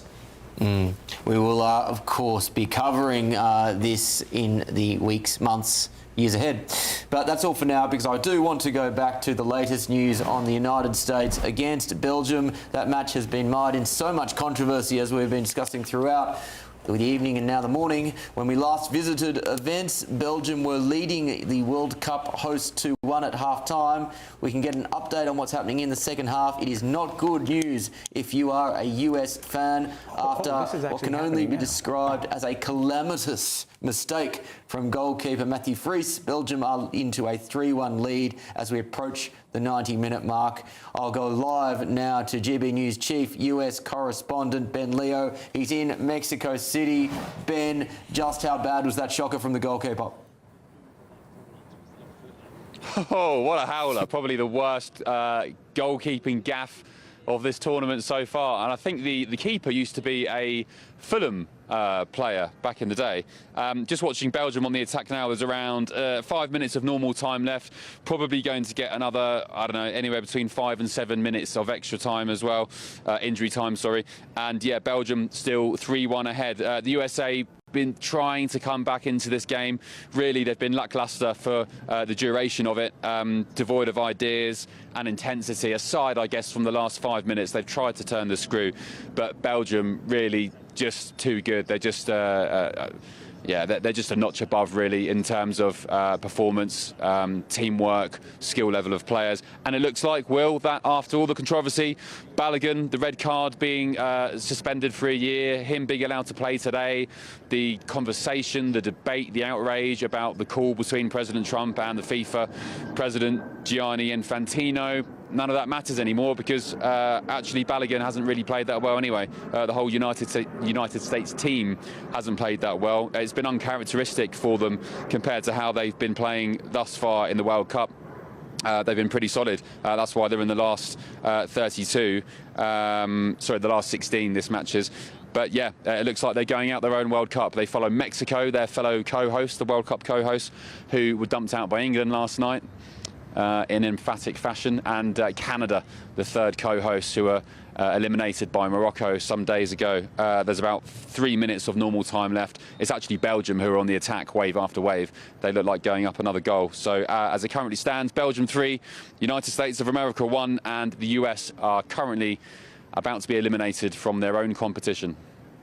Can wave a smug goodbye to the United States, but let's not focus on losers any longer. Let's focus on people who still have a chance of winning the World Cup, and that is England. We've been talking about this red card reversal all night, Ben. Would you support the FA if they decided to lodge a formal appeal to reverse Kwanzaa's red card and keep him in the tournament? No, there's no precedent for reversing World Cup red cards. The rules don't exist. Just because America decided to try and change the rules once they started paying attention to the sport, I don't think that should open the floodgates for other nations to start doing the same thing. Maybe it's a rule that needs to be looked at for future tournaments. Maybe the likes of Arsene Wenger, former Arsenal manager who is now working at the top echelons of FIFA, maybe he needs to sit down with his colleagues and look at the rule about appealing red cards, because it does seem a bit silly when the likes of the Premier League allows red card appeals. Sometimes they are upheld and players have the red cards rescinded. Why not in the World Cup? But maybe that's a conversation they need to look at, like they are with the offside rule. The offside rule, courtesy of Arsene Wenger, is changing. But as it stands, no, I don't think we should be jumping on the bandwagon. I think it's been a horrible conversation and look for not so much the United States. As I said to you last hour, President Trump is doing what he can and what he believes best for his country, and I don't think he probably wasn't aware of the rules. It's Gianni Infantino, the FIFA president, who has questions to answer. And in the final 30-odd seconds, Ben, with the US, Canada, Mexico all departing the World Cup, probably predictably, do you think it will dampen enthusiasm in the United States, particularly for this tournament? Yeah, we were just talking about this off air. The US has done a sterling job in hosting this World Cup. The facilities have been great. Everything's been great. The stadium's fantastic. But yeah, I think the Americans who thought they were going to lift this World Cup, and many did online. I know it's keyboard warriors a lot of the time, but yeah, they'll probably go back to their own version of football, basketball, and yeah, I suspect, yeah, they'll crack on with their own sports. OK, well, Ben, don't work too hard on this junket that you've sorted out for yourself. We will continue to chat to you throughout the week. I'll be back on board this coming Saturday for what will be a huge day in the history of English football. Well, ladies and gentlemen, that is all that we have time for this evening. Thank you very much for spending your night with The Late Show Live. Thank you, of course, to my wonderful panel, Benjamin Butterworth, Candace Holdsworth, Eric Ham and Simon Hankinson. We'll be back here tomorrow night on the People's Channel, GB News. Join us then.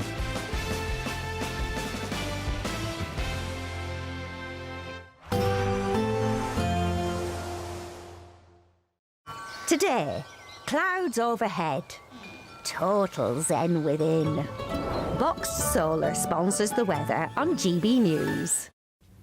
Morning. Sunny and pretty hot for most places across the south today. Further north, again, quite a bit of cloud, some rain across northern Scotland this morning. It'll slowly be easing down, and the warmth is going to become more widespread over the next few days. But certainly today, quite a contrast. Hot and sunny across the south. Further north you go, the thicker the cloud. Quite a wet start for parts of Northern Ireland and western Scotland. The rain on and off across the Highlands and the Western Isles for most of the day. But elsewhere, I think we'll see the rain petering out, turning a bit brighter over northern England and southern Scotland. In the south, plenty of sunshine, and in the southeast in particular, the top temperatures 31, maybe even up to 32 degrees Celsius, whereas it is much cooler, much more comfortable, if you like, further north and west, where there'll continue to be some showery rain into this evening. But further south, a beautiful evening by and large. Light winds, could be a bit misty and murky through the day today along parts of the North Devon and North Cornwall coast in particular, and certainly the coast of northwest England staying predominantly cloudy. Should brighten up by the end of the day across Northern Ireland after a bit of a damp start this morning. Further light rain edging its way into western Scotland throughout the day. Some sunny spells developing, perhaps to end the day over eastern Scotland. As we go through the evening and overnight, not a great deal of change. Most places staying dry, long clear spells, but the warm air is in place, so temperatures are going to struggle to drop too far away. We're likely to stay in the mid or even high teens across urban areas in the south, so a pretty warm and comfortable night. Not quite as humid this hot spell this week as it was a couple of weeks ago, but nevertheless temperature will soon rise again tomorrow with lots of sunshine. If anything, a warmer day over northern England, Northern Ireland and eastern Scotland, drier day in western Scotland. The odd shower still possible, staying quite cloudy here, but elsewhere plenty of sunshine and temperatures, as I say, starting to rise. Again, the peak of the temperatures across the south, where we'll be widely into the low 30s again. Today, clouds overhead, total zen within. Boxed Solar sponsors the weather on GB News. 5 hosts, 5 opinions, 5 fearless debates, 5 unfiltered takes on the day's news. 5 reasons not to be anywhere else on Saturday night. This is the Saturday 5. You got me good there. Britain's biggest Saturday night TV show. It's not a bad brand. Yeah. Uncensored. Very, very racy tonight. On the unpredictable. What did she say? Can you translate it for us? And always entertaining. And how can a country go from being led by William Wallace to Saturday nights from 6 p.m. only on GB News, the People's Channel. Britain's news channel. You're going to want to stay tuned, trust me. Do you trust what you're being told? Good, because neither do I. Those are just facts. I'm Alex Armstrong, and on my show, we'll expose the spin. Well, I want to answer that, because you didn't let me last time, because you always speak over me. The broken promises. To deny that is denying the truth. And the hypocrisy. We can allow. Stop. We can allow. Politics, policy, parliament. Nothing is off limits. No sugarcoating, no fear of offence, just the truth laid bare. Tune in every Saturday and Sunday at 9 p.m. for Alex Armstrong Tonight, only on GB News, Britain's news channel. Join me, Nana Akweer, for an informative, interactive news programme with a difference. It's fun. No, he didn't say that, Dave. I'm so surprised. I think there's an element of truth to that. Join me from 3 p.m. every weekend, only on GB News, Britain's news channel. Westminster's full of talk, but out here, it's the real world. Am I allowed to talk now? No, that's it. This is where it matters, real people and real lives. That's what politics is all about. In fact, has Trump made a good start? No. Straight answers, no spin, and just a couple of pints. How many fingers have I got up? About 10. So join me for Lee Anderson's Real World every Friday at 7 p.m. only on GB News. The People's Channel, Britain's news channel. Breaking news, live updates, stories that matter. From the heart of the GB newsroom to every corner of Britain, with our team of dedicated journalists across the UK. GB News bulletins are there to deliver the latest news that matters to you. Bulletins on GB News, the People's Channel, Britain's news channel. From the school run to the home run, watch a new show for all of Britain. He can say whatever he wants. A straight talking show where all voices are heard. And, you know, when are we going to stop talking about smashing the gangs and actually do it? With the stories that matter from every part of our country. There's a bit of a crash landing there for your Chancellor. Bold, fearless and standing up for you. That's me, Martin Daubney, 3 p.m. till 6 p.m, weekdays, here only on GB News. The People's Channel, Britain's news channel. The GB News audience is different, it's unique, because they see through the nonsense. We want to debate with each other. We want to listen and maybe learn. We have a chat. That's what we do. We try and have a chat. They'll watch my programme while they're eating their tea. They'll watch breakfast while they're busy getting their kids ready for school. We want to hear what matters to you. What is news for you? And what's brought you out here today? What are the biggest issues affecting this particular area? The audience are the best thing about GB News. Their friends, their family. They're people who need to have their voices heard. They're passionate about the channel. They're passionate about what they believe in. The one thing about GB News is you get a chance to speak. Talk to me about why so many people have gathered here today. Do you want to say something back in return? The GB News audience is what makes GB News special. It's incredible to see. They shape our programmes, they shape our output, and they shape our channel. That's what makes us the fearless champion of Britain.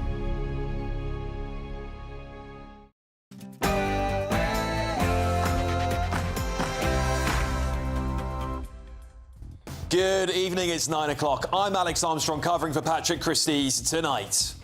The idea that he might be allowed to stay in this country because of a clause in a decades-old law designed for a completely different time and context is not just absurd, but sickening.